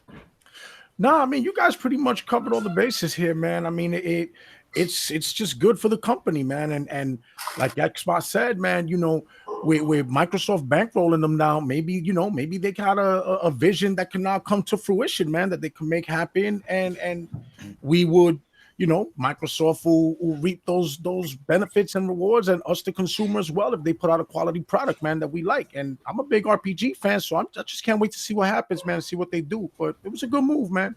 Obsidian, we knew about, In Exile. I wasn't really expecting that, but hey, it is what it is, man. I can't complain. Yo, right. Knox, I gotta say, man, you gotta be like one of YouTube's best kept secrets, man. Like, dude, anytime somebody asks you something, man, you put it out there. You got a great opinion, man. Dude, yo, people gotta sub to this dude on his channel, yo, for real. I agree. Like I said, everybody should get subbed on here. Pred, Knox, 108 Dragons, Knuckles. Live Wire, Triple Cup Chuck. That's going to be the last person I'm going to ask on this topic. I think everybody here, man, there's potential there. There's hell yeah, across the board, man. Agreed. Delilah, she doesn't make videos, but she also Delilah. I'm about to start back and making videos. You're gonna start doing. Yeah, I'm gonna get back into it. I gotta say about Delilah. So mad about the fact that she Scalebound, bro. That's video about Scalebound. Man, I did you don't know how long that video took me. It took me forever. It was a great video. Yo, K Mega, when it comes to Delilah, don't tell her, but I honestly think she is one of the smartest gamers I know. On my friends list, on YouTube, on Twitter. Thanks, don't let her know though, okay? I don't want to get into her head. I will not. Anything like that, man. Because when I saw her, she had a little head, but then when we were all talking to her like that, her head got real fat. It was real round. Right, and she got great. Don't do that. Don't do that. Yeah, I was like, lady, you know what I'm saying? We GRG, and Mega, don't forget that she would always call you a fanboy. Yeah, she would say she was still a fanboy. I'm done with it. Like I said, Delilah's smart, yo. So you know what? There's so many new people here. I gotta tell the story. Don't let me tell them about the rent a PC story. Come on. Hold on. I'm gonna tell my story. You do the PC story. Okay, real quick. I sit there when I first started GRG. Oh, right? Okay, here we go. I'm about to go. I holler at y'all. I don't want to hear the story for the 13,000 times. She's running. Not want to hear the story. Right. It's like I didn't want to. I'm not a fan of the whole crumb side stuff, so that's why I asked you that question. Yeah, but and you see that I'm not a crumb side dude. I'm all about everything. Borderline though. You borderline. How about borderline? Borderline, bro. Oh no, D. I'm just saying. I sure love borderline. And everybody on this panel know it. Everybody on this panel know that. No, you messy. You being messy. I'm all about everything. You know what I'm saying? But I was like, But she asked me though, straight up. She's like, "Are you a fan?" First of all, I don't sound like that. So yes, she did. Yes, she did. She was real quiet. Delilah has matured on the show because at first, yo, she Delilah, was you don't talk like that. But when you said that, that's how he heard it. Maybe.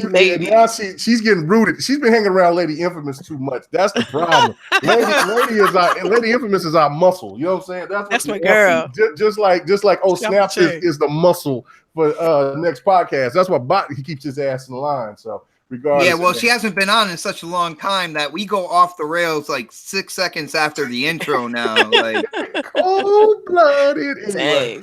So anyway, but yeah, rent a PC. I still talking about that streaming. I am surprised they weren't. I'm about to pull that video up and just I'm gonna re-upload it on my. I'm gonna re-upload it on my channel and be like, y'all check this out. Listen to what he said right here. I show those receipts, and when those receipts are right, I don't want to hear nothing. Anyway, a Triple Cup Chuck. What did you think about the acquisitions for Xbox, bro? All right, with me personally, what I was thinking about was like everybody know that they got a Fable coming out. I mean, it's in the works, but nobody really knows nothing too much about it. But now we could say Microsoft purchased a couple of role-playing game studios, so now they actually can just go any, mini, miny, mo. Do you think Microsoft got money to pick 3 studios just to say, okay, you're gonna make Fable? Okay, no, who else we got? We got the game that Delilah, the only video she made in a while, Scalebound. Yeah. They could do one with Scalebound, you know what I'm saying? Got studios to do that. I mean, they got all the assets, then you still got Turn 10 Studio, you know, they still gonna come with their Forza. So now you got Playgrounds game, they breaking off and they, you know what I'm saying, doing their own thing. And so they could be doing an RPG game. Who knows the collaborations and the ideas? Because the way Microsoft work, a lot of people don't know is with the studios inside with each other, they could collaborate with each other.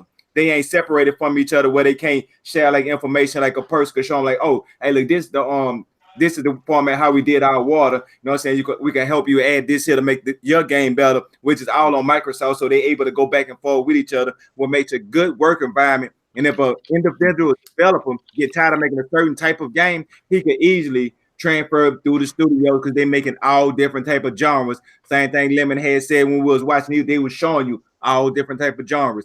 Now the developers can move around through all type of genres, so they're not hold down. Now the studio name might be, but the individual developer probably can move around with more freedom and being able to work on something he's more passionate about. So actually, for me, it was a good thing. And all I see was the future. When Microsoft say jump in, I say I'm diving. He said I'm diving. All right. He killed it right there. He did. Go ahead, man. MVP today, no doubt. Am I able to finish up, or are we done? Yeah. Man, Chuck been like this. Where y'all been? Oh yeah, like, come on, man. Y'all just learned about Triple Cup Chuck. Let's go. We got a whole bunch of new people tonight. All the way up. Tonight. Always up. He's always up. Always. Mm-hmm. Thank you. Did I skip you, Knuckles? I thought I didn't. No, you did. Oh. Well, let me skip you again. Nah. No. He's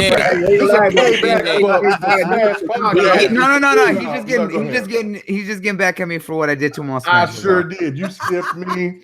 I was how are you going to end the show? What was up with King David and his Busta Rhymes dream? Man, King David was on some other stuff. He said he had a dream that he was about to get into a fight with Busta Rhymes. Then some dude slammed Busta Rhymes. Then Busta Rhymes told him, "Hey, I whooped your ass, but I got to, but you got a show to do. Yeah, you got a show to do." Then he wakes up. I'm like, bruh, what? Yeah, that was different. Yeah, that was different. I don't know what was up with the Busta Rhymes, but it made me laugh, and he made the show. That's all I care. Hell yeah, brother. He is he's a. I didn't know he was that much of a personality, man. It was a lot of fun. Oh man, I was like, I love the Lords. They all personalities. Yeah, the Lord podcast, man. Big shout out to them. But go ahead, Knuckles. Go ahead and finish this one off. See, these acquisitions are a great thing. And first thing I want to say is, Delilah, thank you for being a good sport and taking the crow on the Obsidian aspect. Wait, man, personally, I feel like I don't deserve no crow, but I'm gonna go ahead and be a good sport. It's all good. Yeah, no, and that's what I'm saying is you were a good sport about it because you're like, I'll be skeptical, but get at you. By the way, he was waiting to get at you. I'm pretty sure he was. He a special person. We good. Yeah.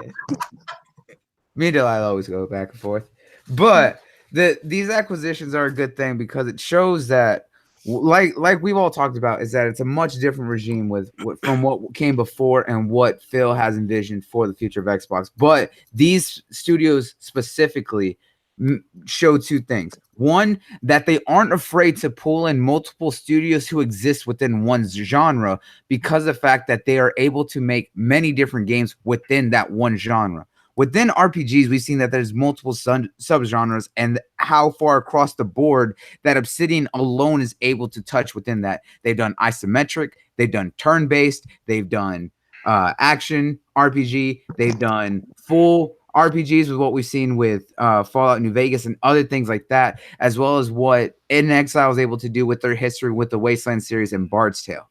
Now, this is a good thing because of the fact that it shows that they aren't holding back like they were before. Because as we saw with Xbox in the past, they only wanted a single studio within each genre. And then after that, they would just go second party with their exclusives. Now they're just like, I don't care that you make a shooter and this company makes a shooter. Y'all have two different styles. We want both of y'all and y'all can learn from each other or do new experimentations within that style. Just like they're doing with RPGs, just like we've seen with Turn 10 and what we saw with Playground. They both make racing games, two different styles. With Turn 10, they do the simulation races with Forza Motorsport. And then what Playground has proved that they're able to do open world arcade racer style with Forza Horizon. And now they're taking that in a different direction as far as we know, which is still the Fable project. We're seeing a lot of these different studios that they're acquiring are going across the board and spectrum, filling in multiple subgenres or being malleable that they can go back and forth between anything that they want to try and kind of succeed. We see that with Ninja Theory with how they've done hack and slash and done all sorts of different other games between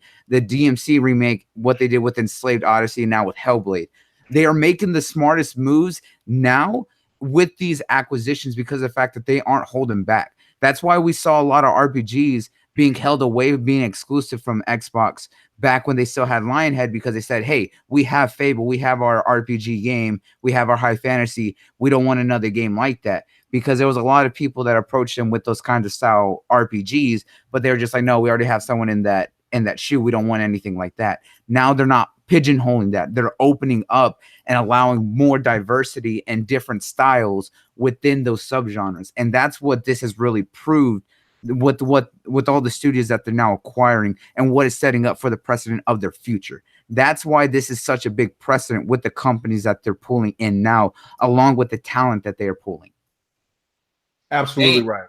No, that was well, excuse me, that was well said. That was proper. And no, Sir X-Man, that's going to be part of also the last topic of the show tonight is also about the commercials on the TV. So let's get down to it. Let's get to the end. And I'm going to start off with you, Knox, as we get ready to get to the last topic and end this show. What did you think overall about the show? Give us your grade for, you know what I'm saying, A, B, C, D, E, F, G, whatever. You know what I'm saying? And those commercials that you've seen, those, or I should say commercials, those advertisements, should those advertisements be put on everything that we on any sporting event, whatever? What did you think about those advertisements as well? What, give us a letter grade and go from there. Well, I mean, as far as giving it a letter grade, I don't really like to do that because. Well, tell us what you. Okay, well, go ahead. Just tell us what you. I thought it was. I thought it was good. I thought it was good. I thought it was fine. I definitely didn't. It's probably the best one they've done. You know, in comparison to whatever they've put out. You know, as far as those like inside Xbox things that have been atrocious in the past. This was good. I enjoyed it. You know, it showed us a nice little roadmap. It showed us, you know, the direction that they're trying to go in, and it was positive for the most part. So I enjoyed it, my personal opinion. Now, that commercial, that very first one, the one with Terry Crews was hilarious, but it's got Terry Crews. It's going to be hilarious. But that first one that was showing the Red Dead gameplay, the PUBG gameplay, all these games looking hot on the X, because I'm pretty sure that was all X footage. You know what I mean?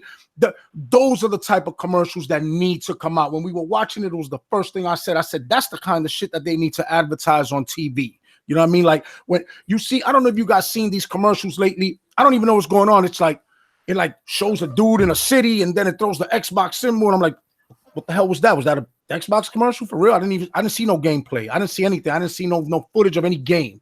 Maybe, a little bit of Forza here and there. But like that one that we saw, that very first one that they showed, that was dope. I want to see more things like that coming from Microsoft, more commercials like that. Yeah, you can have your humorous ones too, but show the power of the console, show those visuals, show the games that are on there, because that's what people want to see. But yeah, those games were popping. Yeah. Going off of watching Mixer, those games looked so good. Even the one that they kept on killing. What was it? Yeah, because they threw a lot of game. Yeah, they threw a lot of Red Dead in there too. That I was surprised. I'm like, yo, don't they got like a marketing deal with Sony? I mean, that's probably it looks better on X. No, I mean, know. the Samsung stuff we're gonna start seeing here within the next couple weeks, because we're going into the holiday season. So you're gonna see the Black Friday announcements from Samsung and stuff like that, as well as going into Christmas time. So we'll see more of that here soon. Yeah, and I said Microsoft. I mean, not Microsoft. Rockstar don't care nothing about no marketing rights. They gonna show their game the best way they possibly can show it and put it across anything they want to. And I mean, who's gonna stop them? And that's showing it on the X. You want the best. You want to see the best version visually. The one that's a feast for your eyes is gonna be on the X right now. You know what I mean? And that's what's up. That's just what I want to see Microsoft do. They've been very, me putting it kindly, lackluster at best with their advertisements, man. It's almost non-existent. They need to, start promoting their brand. You know what I mean? They're doing it with Game Pass. All right, so go ahead and keep doing that, but advertise those games as well, man. Like, things that they had that are 4K, like the Ubisoft joint, Far Cry 5, right? It's Far Cry, right? Mm-hmm. They had marketing deal with that. Put that on it. Make a commercial with that. Do one of them jump in joints. Sony sure as hell don't do. They'll tell you real quick. Well, for the player, mad fast. They do a commercial for anything, bro. They got to do that too. And so I want to see them do that. More of that. All right. Now, Xbot, I'm going to come to you last. You're going to be the last person I go to, because I know no doubt, brother. Yeah, because you said that you have you want to, you were surprising it, so I want to build this up. So the first person I'm going to go to. Damn, can I hold up to this? I don't know, brother. No, I'm going to save you for last, bro. I'm going to save you for last. Right. So next person I'm going to go to is 108 Dragons. Give me your letter grade about the show. Where did you think that it was at? What did, of course, tell me what you liked, what you didn't like, and the ads. Give me your information about the ads. All right. First of all, I'm gonna give the show an overall B. Okay. The ads is something we need to see on a regular basis. I'm not gonna give them props for giving it to us then. It was good to see that they know that what they should be doing, but you should be advertising like that on a regular, because their advertisement has been ass. And I ain't talking about just advertising on YouTube, talking about TV ads.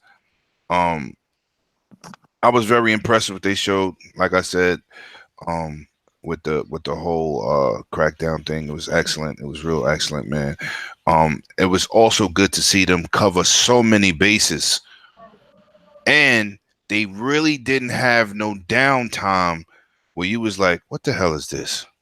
Because them inside Xboxes, and I stepped away, got me some food, came back, didn't miss nothing. Dude still talking about YouTubers, the trees, the butterflies, zombies and shit. Yeah. So this kept me 2 hours focused. So I'm very impressed. So I give it a B. I would have gave it an A, but they didn't announce no real big new games. Of course they're not. But Crackdown did it for me. That's what I was waiting for. Yeah, that's what I was saying. This was going to be the Crackdown show.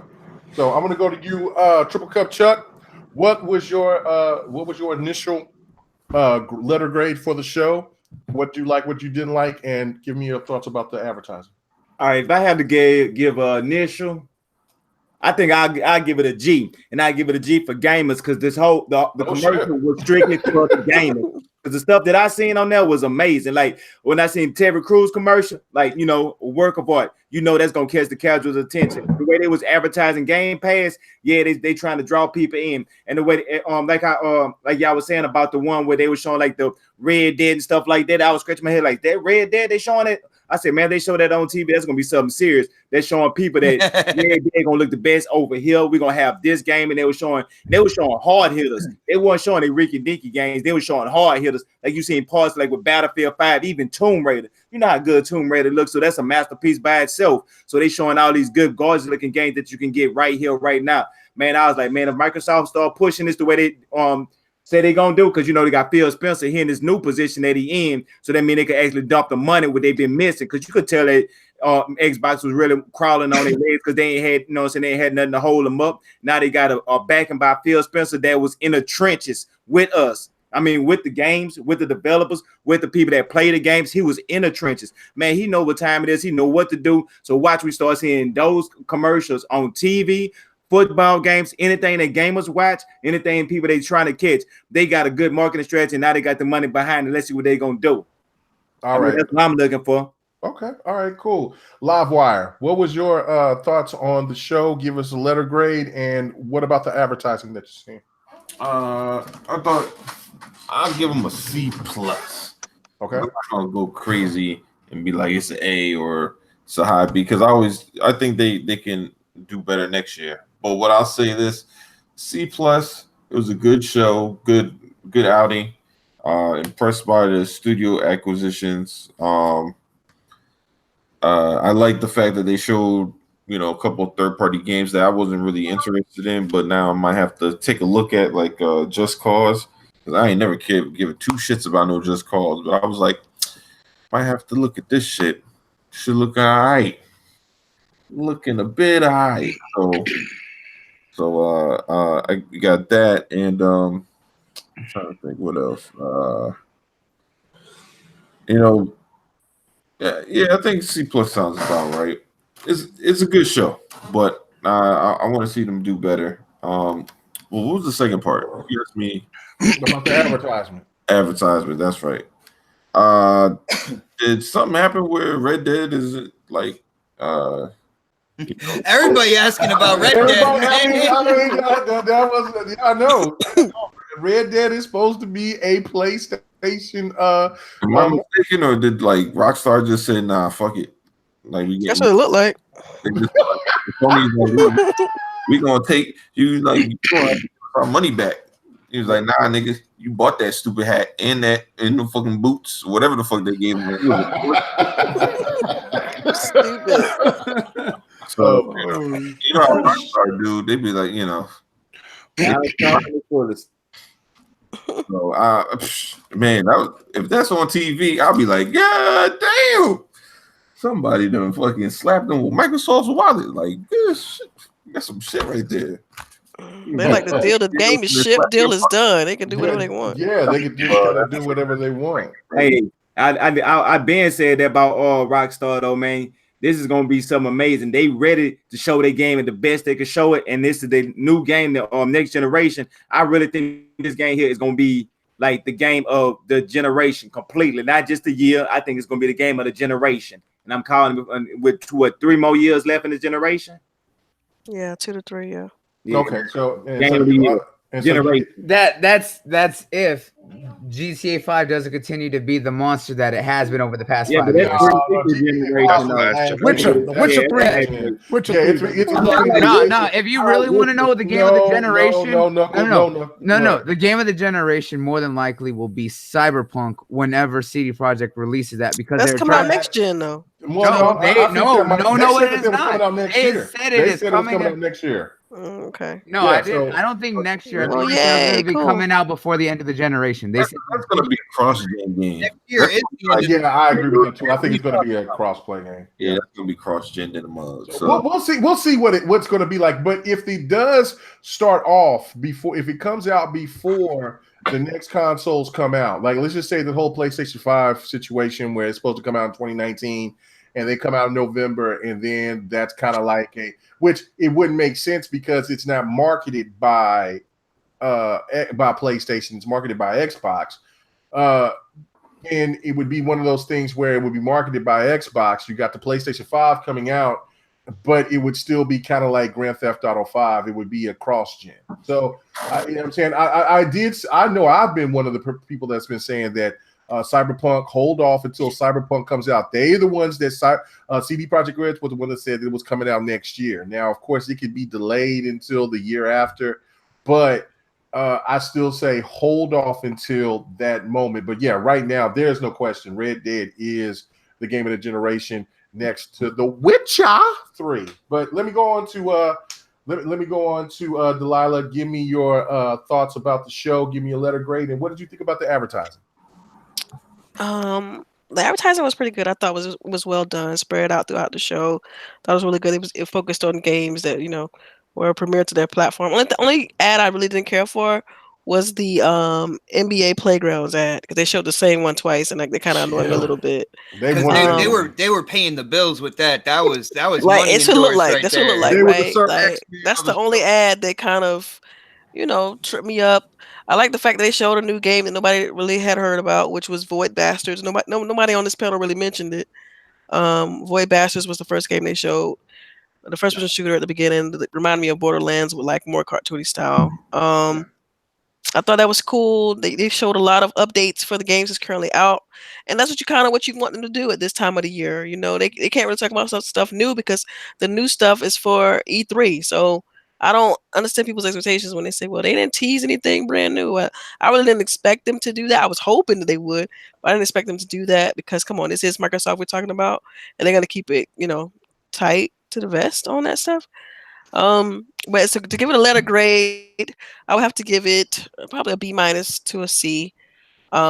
Simply because of the fact that I was hoping that Ninja Theory would at least kind of show up a little bit there. But other than that, man, it was a great show. I'm excited for Crackdown. I'm like what I saw, so I can't wait. Yeah. Okay. All right. Good deal. Predator. What was your letter grade for the show, and what do you think about the advertisement? I'll start with the advertising. I love the Terry Crews part. Yeah, that was dope. I thought it was really good. No, you're right. I mean, I think that's going to be a commercial. Anything you saw that popped up and it had the Xbox logo at the end, that's probably going to be a commercial. My thing is, don't just show that on Mixer. You need to actually advertise that video on YouTube, after TV commercials, after football games and stuff like that. Don't just do it on the internet. And I think that's been some other things in the past. They put these videos up on their channel on YouTube, and you rarely see them. You might see them sporadically on TV, but you don't really see them that much in the public unless you're like online or looking at something like that. So yeah, that especially that Terry Crews one, I think they need to push that game going forward. And the Game Pass one, I think they need to push that as well going forward, especially with Black Friday coming out, with the whole $1 thing coming up. Be like, push that, like show that to the public. They've really not done a good job of doing that since Game Pass has been out. As far as the letter grade, I'm with Live on this one. I'm going to give them a C+ on this, and mainly, it's not necessarily just the studio acquisitions and stuff like that. I think helped, but it's more for me. It's like what they didn't show. They had an opportunity, had the stage themselves to kind of talk about some things that we have been rumoring or have been kind of rumbling about over the last since E3 basically. And like Delilah says, like save it for E3, but I'm like, why wait? It's the holiday season. You can't go buy it this holiday. That's the thing. What's that? Very true. Yeah, you're right, but they can't buy it at E3 either. When they announce games at E3, they're not coming out till like. Well, see, they probably trying to pull a Bethesda. Announce it at E3, release it in the fall. Well, to me, that's a smart way to go about it. E3 is the biggest platform anyway. That's what you should. The world's watching at E3. But why? But why not change that? Right? So why not play the Sony card, because it's worked for them? Announce the shit a little earlier. I mean, they know what they're working on. I'm not saying because when they announced stuff earlier last time, they burned them like Crackdown. You're right, because they didn't have the money. They didn't have the time. No, you said I was right like 3 times. So what's it going to be like? But you can't be scared of that. You got burned. You got burned. But you can't be scared of Shut up, Xbox. Let me talk. You're wrong, but you're right. Okay, so announce the shit. Like last year when they didn't have any fucking money, I understand why they didn't fucking come up and say Scalebound. They canceled this shit. But this year, they know they have money. They've bought fucking like 8 studios or whatever. Like, I'm not saying come out and tell me what you're doing. I'm not saying come out and say, show me some videos, but at least discuss some shit. Like, they didn't discuss anything. It was the same shit that we've had. They're all multiplats, right? Crackdown, which we expected, but like, where's Ashen? Right? Well, that's what I wanted to see. I wanted to see Ashen, but I think they say they were holding it till Game Awards? Because I know it's coming out this year. Because they said they're gonna announce some stuff at the Game Awards. Dev keeps talking about it's coming out this year. That's what the dev keeps. How was Game Awards show worked out for Xbox the last 2 times? Yeah, I don't know. Yeah, Sony show. This is their stage. This is their stage. They paid money to go to Mexico to talk about multiplats. They spent money to go to Mexico to talk about Crackdown 3 and multiplats, and they had an opportunity to at least announce one thing and surprise every gamer out there with something. And I don't think they had a drop the mic moment. I mean, the studio acquisitions, which kind of got leaked and talked about before, the other studio acquisition they got wasn't really a big deal because some of us were like, who the fuck is that? Like, I know I said that. Yeah, and so like, but then you start seeing the games in their backgrounds while they was talking what we was playing. We're not gonna see any of those games anytime soon. So Gears 5 is coming out next year, apparently. So at least talk about that. I mean, they mentioned they show Gears 5. You know what? I ain't gotta go through this. I ain't gotta go through this. Go ahead. They show Gears E3. I mean, I give you that. Expectations in check. And our expectations were in check coming in this show. However, I wanted to be surprised and wowed. I didn't get that like fucking. Oh, I mean, your expectations wasn't in check. You know, my expectations were in check. However, I still wanted them to show something more because you all said that too. At least Delilah said in the beginning. She said, "I wanted more." Yeah, we always. not at all. Yeah, I think everybody is. I don't think they gave us. I don't think they gave everybody exactly. Not trying to please everybody, but you spent all this time and money to go to this show, to go to Mexico, to do this. Well, they was already going to do this. They just decided to slap XO18 on top of it because they already had scheduled to do Xbox Fan Fest in Mexico well ahead of. Me they couldn't have dropped at least one. This was a big promotion for Game Pass. That's what they. That's exactly what it was. But what I was going to say was that this was already scheduled. Okay, this is why they put XO8 18 there. Is because it was already scheduled for to be the Mexico Xbox Fan Fest. So they saw opportunity to say, okay, they could have just announced the studios and walked off stage. You know what I mean? But they figured they could put Game Pass in there and make it a bigger show. So they just used the venue, used everything they had already planned, and to me, it worked out for them. So I'm not saying it was a bad show. I just think they could have done one more thing at the end and just kind of surprised us with something. I was asking for that too. I was like, come on, one more thing. Well, that one more thing might have set it over the top.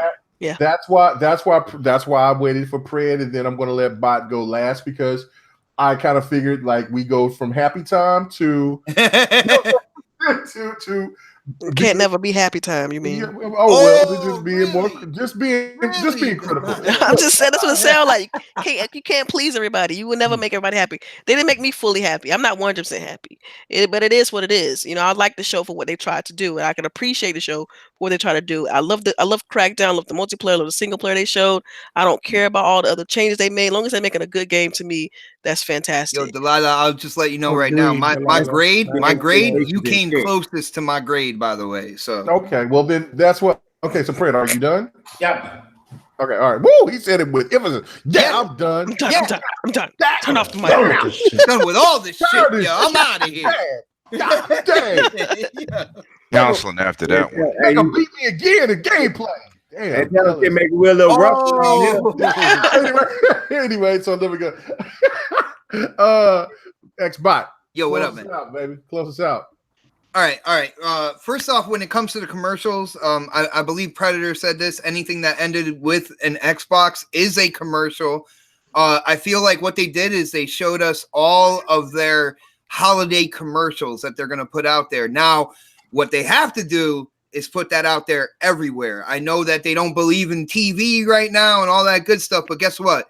Millions of people still watch TV. So get those commercials out there, get them spread across wherever you can get them. All right. And that'll be great. Cause, when they do commercials, when they do advertising, they do really well.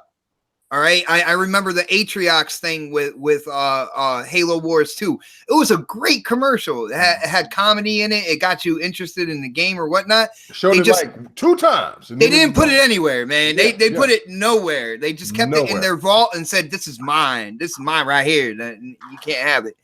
But all right. When it comes to the show, all right. I went out when this whole thing was announced, and I told everybody to have lower expectations. All right, don't start going crazy. If you got caught up in the hype, you should rate this show as a D. All right, I didn't get caught up in the hype, so I am gonna rate it as a C. When it comes down to it, minus. Just straight C. I'm going to go right in the middle, straight 70, C. 75. Okay, I got you. All right, and the reason why is like they did show us they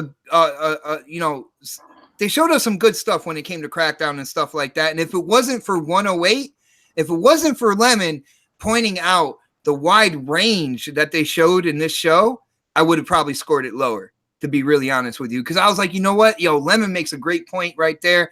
I'm gonna score this a little bit higher because of that. My whole thing was I heard Ninja Theory was going to be there. Like they showed us stuff, all right, and they had announcements like PUBG going to Game Pass, which is a smart move. They showed Game Pass games coming out or whatnot, but they didn't show us anything beyond that. All right, and when you have this venue, you're coming back with a show. You have Phil Spencer saying, "Oh, this is where we announced that we acquired Rare." People were thinking that bombs were going to drop here. All right. You don't come out and say something like that and then give the show that you just gave. All right. A lot of good things were shown, but even Phil, with some of his words, hyped it up way too far. I think if Obsidian didn't leak, it would have been a bomb. If Obsidian didn't come out, then it would. People would be out there on Twitter right now. Even though I know there is quite a few of them out there right now saying it's trash or whatnot. I agree with a lot on that. With that, if Obsidian hadn't leaked, it'd have been like a big mic drop. But with Obsidian, but you can't blame. But see, that's leaks, and you can't. I mean, leaks happen. Obsidian was a really bad kept secret anyway. Yeah. Like from the beginning, man. Like, and when it comes down to it, you have Ninja Theory. You kind of hear Ninja Theory is going to be there, and then you're like, oh man, what are they going to show? Even if it was a couple like CGI trailers or something like that, show people kind of like even beyond 2019. And this is a problem I have with them at E3 as well. All right, you got to give somebody, you got to tease the leg a little bit, let them know there's something underneath that dress or something like that, and they don't really do that well. Sony does it overly. They'll show the same 3 games like 4 years in a row, and people will eat it up. But I feel like they got a good kind of like foundation down, but they got to tease with the future. They when they do shows like this, they got to tease with the future. They got to have that mic drop moment at the end, even if it was just like, the name Fable comes across the screen at the end to close down the show or something like that. And they don't do that. And I feel that is a problem. It's a problem that's going to hurt them. And it's going to continue to hurt them until they learn this lesson and start doing something like that. Yeah. Okay. All right. Cool. So now so I guess I'll be the end all before we do our sign outs. And BZ, my bad. BZ in the chat. What happened to Battletoads, people? Yeah, Battletoads, man. I know. I seen them in here. Everybody in the chat, go ahead and give us your grade of the show. I definitely want to see what you guys thought about the show. You know what I'm saying, from A to F. Definitely let us know in the chat. So there we go. As for me, I give the show a B-. I know that there was a couple of areas that didn't appeal to me so much, even though it may appeal to other people, like the Minecraft situation. I care not about Minecraft whatsoever. They went a little bit too long with that. I wasn't excited about that whatsoever. But I get it. Again, what Delilah said, and this is not the fault of Microsoft. This is just what we go through here as being people that do podcasting, and information is going to leak.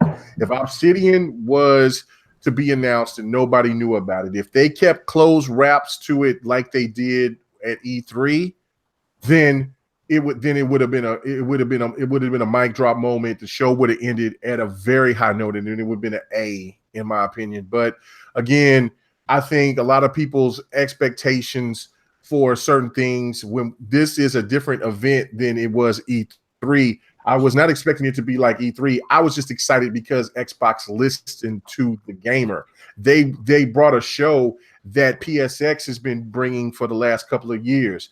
And one thing I have to disagree with Predator and Bot with on this sentiment is on the point of just show us something. Okay, fine. Show Battletoads again. Show them something to complain about. That's it. Exactly. Show a little thing of Fable with a picture.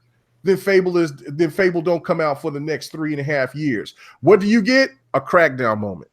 And then all the excitement for Crackdown, all the excitement that people have for Crackdown, it just got alleviated until just this point when people could actually see it, but it still ain't the same type of motivation that it was when Crackdown was first announced. So what you want with these games is to be properly made and to be and to come out and then get blasted.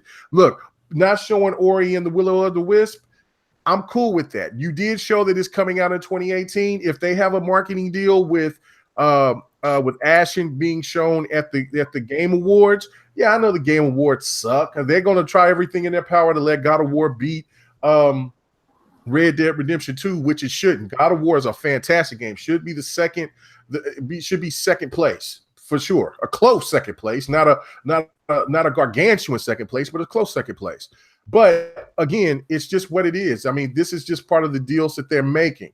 I feel that if you're going to make these games come out, I like the strategy. I've always supported the strategy. Now, I did say that you should show a little bit of something to get people get the palate wet. I think that they did enough of that for going to that in another 7 months or so, 7-8 months, that we're going to be right back into this point to where we'll be talking about E3.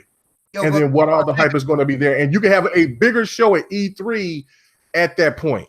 But Mega, check this out. There comes a certain point in time, right? And you heard me. I said they are gonna be hurting with this until they learn their lesson.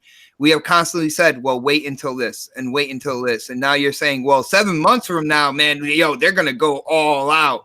And I feel that with 2019, I think at least I predicted that 2020 is when like Scarlet PlayStation 5 is gonna come out. So 2019, first off, E3 is going to be huge, but I feel it is also going to be hardware huge. All right. So when it comes down to it, I feel like they need to learn their lesson here. And they need to show the future. They need to tease with little trailers, stuff like that, to show that there's more than just 2018 and 2019. that this is a platform moving into the future, yeah. I mean, but they did do that in a way, though. But I mean, they showed the foreseeable future. They showed what's around the corner, right? Which is Crackdown 3. That's what's coming up soon. They got these studios working on stuff. They're not gonna put nothing out there. I'm not saying they shouldn't have showed Crackdown, though. I'm saying that. But if what color doesn't come out? But if Fable doesn't come out until 2020, what is the point of showing it now and then it doesn't come out until 20 or 2021?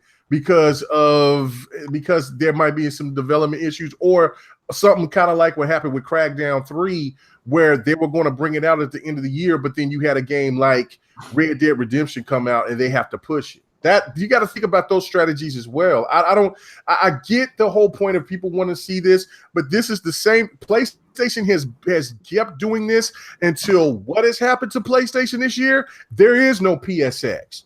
Oh, yeah, we're talking this year, but what has happened with PlayStation? They've been on the same appetite of the same games. And look, you can't let the same people that will praise Sony for keep showing the same games over and over again to hate on the games that's in the same type of realm for Xbox. It just doesn't make sense.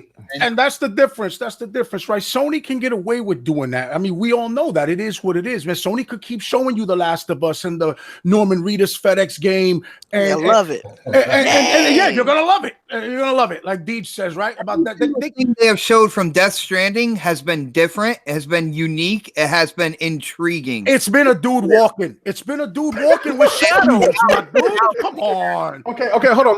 The Last of Us 2, yeah, I'll give you that, bro. The Ghost of Tsushima joint, I'll give you that. But Sony could do this. It was the first time that they showed The Last of Us 2, though. I know, but okay, no doubt. But they've been talking about it for years. Sony could do it all day. Microsoft can't. Yeah, all I'm saying is this: one of those games, one of those studios they purchased. I wish I could announce something, showing something for one of those. I mean, maybe they don't got anything ready to show. You know what I'm saying? Like, I mean, you're right. Maybe they didn't have anything to show, but they didn't have to show. I'm gonna go get some food, man. I'm hungry. They could have just I heard you, buddy. Get out of here. Yes. Like Nintendo did with their little bullshit with Smash Brothers. Just say something. But Smash Brothers is dropping what next month? Yeah, that's but E3 they just said Smash Brothers. They put a little graphic up there. That was the end of it.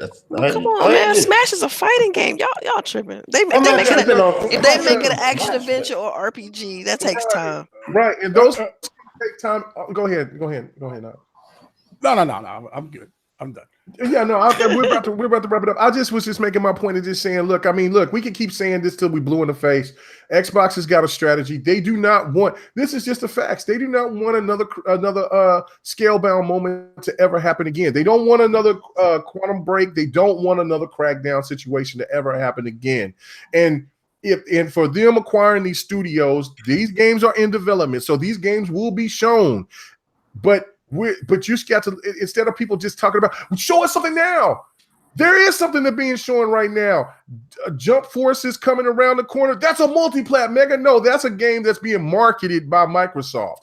And if Microsoft does their advertising, I can agree with you 100% if Microsoft doesn't advertise like they're supposed to for these games that they got marketed, and for their own games and for Game Pass. But if they market their ass off like Sony does and show this off, nobody's going to be complaining about shit, because there's so many hot games coming from now all the way until E3 coming next year. And then they can blow our socks off again and then have another EXO moment, and they could recycle this and do this again. And then nobody's really talking about this shit because for the last couple of years of where Xbox has been down, Xbox has got games just pumping out.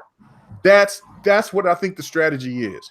And you know what I'm saying? And that's why I've been kind of like, the show was good. The show wasn't perfect, but if there wasn't leaks, the show would have been a hell of a lot better. I don't know. That's just my opinion on it. I appreciate everybody's opinion on it. I get it, but most of these so-called leaks weren't even true, though, and the only one was Obsidian. And at the end of the day, if wait, what was the other leak? Huh?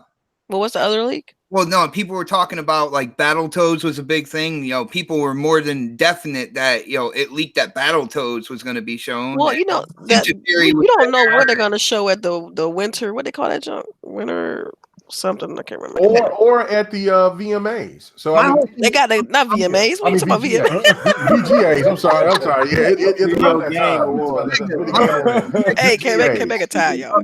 I'm tired, man. I'm done. I'm done. Hey, I'm done straight for you, man. I said I came in with lowered expectations and I gave it a C off of that. Now I feel like there is a problem with Xbox in terms of presentation. Absolutely. I agree with that. Right? And I want to express that because, you know, when it comes down to it, you look throughout the past, you know, any time gaming platforms have had a stage, not only did they show what was coming out, but they always teased the future. All right. That is a formula that works. That is a formula that gains hype. I know Delilah said before that they got burned with Scalebound and stuff like that, but you can't let a couple of situations burn you all the way through. I agree with that. I agree with that. Absolutely. But I mean, but that Scalebound thing hurt, I think, more than anything else of this generation. I really do. I think Scalebound murdered them because that took away even though I know that there was a lot of fanboys out there that was saying that they was going to buy the game, shit like that, whatever. But you mean the fake outrage and all that? The fake outrage, fake hype. Fake outrage. Yeah, they wouldn't have bought that shit. But just hearing that the company with Microsoft's money canceling a game that that there were millions of people that were interested in that game. They just sit there and they just canceled it. That they don't want that again. I think that was the worst publicity than anything. And I think, and you know what I'm saying, and I understand the strategy. And then I think once everything goes, once all these studios start pumping out these games, then I think what everybody else is wanting for them to start showing games future, you know what I'm saying, in the future, I think that will happen. But for right now, they want to make sure this shit is They had locked. a chance tonight, man. They had a chance. Okay, all right. Well, that's cool. That's for another debate for another day. We're about to get the hell out of here. Man, this is great, man. I love it. I love it. I love it. I love it. I don't know if our significant others love this type of stuff, but I know that. Yeah, my husband been complaining all day. We got to get out of here, boss. Let's start off, lady. Go ahead and let everybody know where they can find you at. Yes, you guys know you can find me on Twitter, Delilah_HD. You can also catch me on GRGs on Fridays and on Grown Woman Gaming on Saturday morning. Thank you, everybody on the panel. It was great chopping up with you guys, especially Knox and Prey. I don't get to speak to you guys that much at all. So thank you for joining the podcast. I do appreciate it. I know I talk fast, so thank you for keeping up with me. And I will catch you guys next week. No doubt about it. No doubt about it. Big appreciation for the next podcast to stop in. A couple of the members, you know what I'm saying? It was great. I know that you guys had to do double duty. You know what I'm saying? So we're going to start off and go with Mr. Grumpy himself. Pred, what's going on? Yo, he said Mr. Grumpy. I didn't know where he was going with that. I was looking. It was either bottom. Yeah, I was thinking he's talking about live. He said Pred. Yeah, what's up, Pred? Man, where the can find you at, brother? Predator_HOS pretty much everywhere on YouTube, on Xbox, on PlayStation, on MySpace. Not rubbing K Megan's ashy ankles, but it's messy. Yeah, I'm gonna be messy. So next podcast next week, make sure you guys vote for me, and thank you for having me on again. You hear what I deal with, Delilah? Do you? He's serious about this vote. Like he was talking about that. Hey man, he lost by 1%. He said 1% less. We serious about the gameplay. I need a week off. It's Veterans Day. Oh, happy Veterans Day to all you veterans. Oh my God! You always got to work when you're dealing with K-Megan. Let's understand that, bro. That 1% got to him, huh? Man, feelings. I'm hungry. Grumpy and hungry. Well, feed that soldier. Anyway. Nah. hey. He feel for that. Penis statement. Anyway, so Knox. Thank you for coming on first time on the show. Hopefully it's not the last. You know what I'm saying? I mean, you're a pleasant guy to talk to, unlike Predator. Man, thank you for coming on. Where can they find you at, brother? Yo, man, thanks for having me, man. I definitely want to come through again, man. I had a blast with you guys, man. With Delilah, with Live Wires, Lemons, man, Nux. They booked it, I guess. But and you know, the next podcast, guys, you know how we do the Triple Cup, you know. So it was good, man. Shitternet. Come on, man. The Shitternet. But yeah, man, y'all can find me right here on YouTube and Knox We Trust, man. Try to put out an episode every week, man. Come have fun with me there on Noximus1 on PSN, on Xbox Live, and at D Knox on Twitter, man. And yeah, bro, it was awesome, man. Thanks. No doubt, man. Appreciate it, man. And last but not least, from the next podcast, man, XBot448, man. Appreciate you coming by, bro. As always, you know what I'm saying, my brother, man, we doing it. Mm-hmm. I know that Snaps is waiting for you with a knife. You know what I'm saying? Actually, she's streaming Sunset. She's streaming Sunset Overdrive right now on Mixer. I saw that. But since she knows that we're about to get off, she's over there standing over your ass, throwing. Man, I'm hungry. I just want some dinner, dude. I haven't eaten since we started, yo, for real. Man, I was eating the shit out of these chili dogs. I was eating these chili dogs while y'all was talking. I was like, thank you, Jesus. Keep talking, Knox. Keep talking, Knuckles. Keep talking live. But Mega, I gotta say, man, what a great day this was to have like the live reactions, come back here with the thoughts and everything like that. We had close to 200 people in here tonight. Yo, huge shout out to the chat right now. Yeah, once you said that shit start going down. The haters start saying, "Oh, what? Okay, what? GRG is doing what? Get out of here!" But no, it was great. It was great. You silly. No doubt, brother. But yeah, I keep it really simple. Whether it's on Xbox Live, whether it's Twitter, or whether it is my YouTube channel, it's all Xbot448. So go ahead and wherever you want to follow me. Follow me. Again, huge shout out to the GRG family. We did have the live reactions on my channel. Guys came in and killed it. We came over here together. We had a huge panel. And you know, it was funny.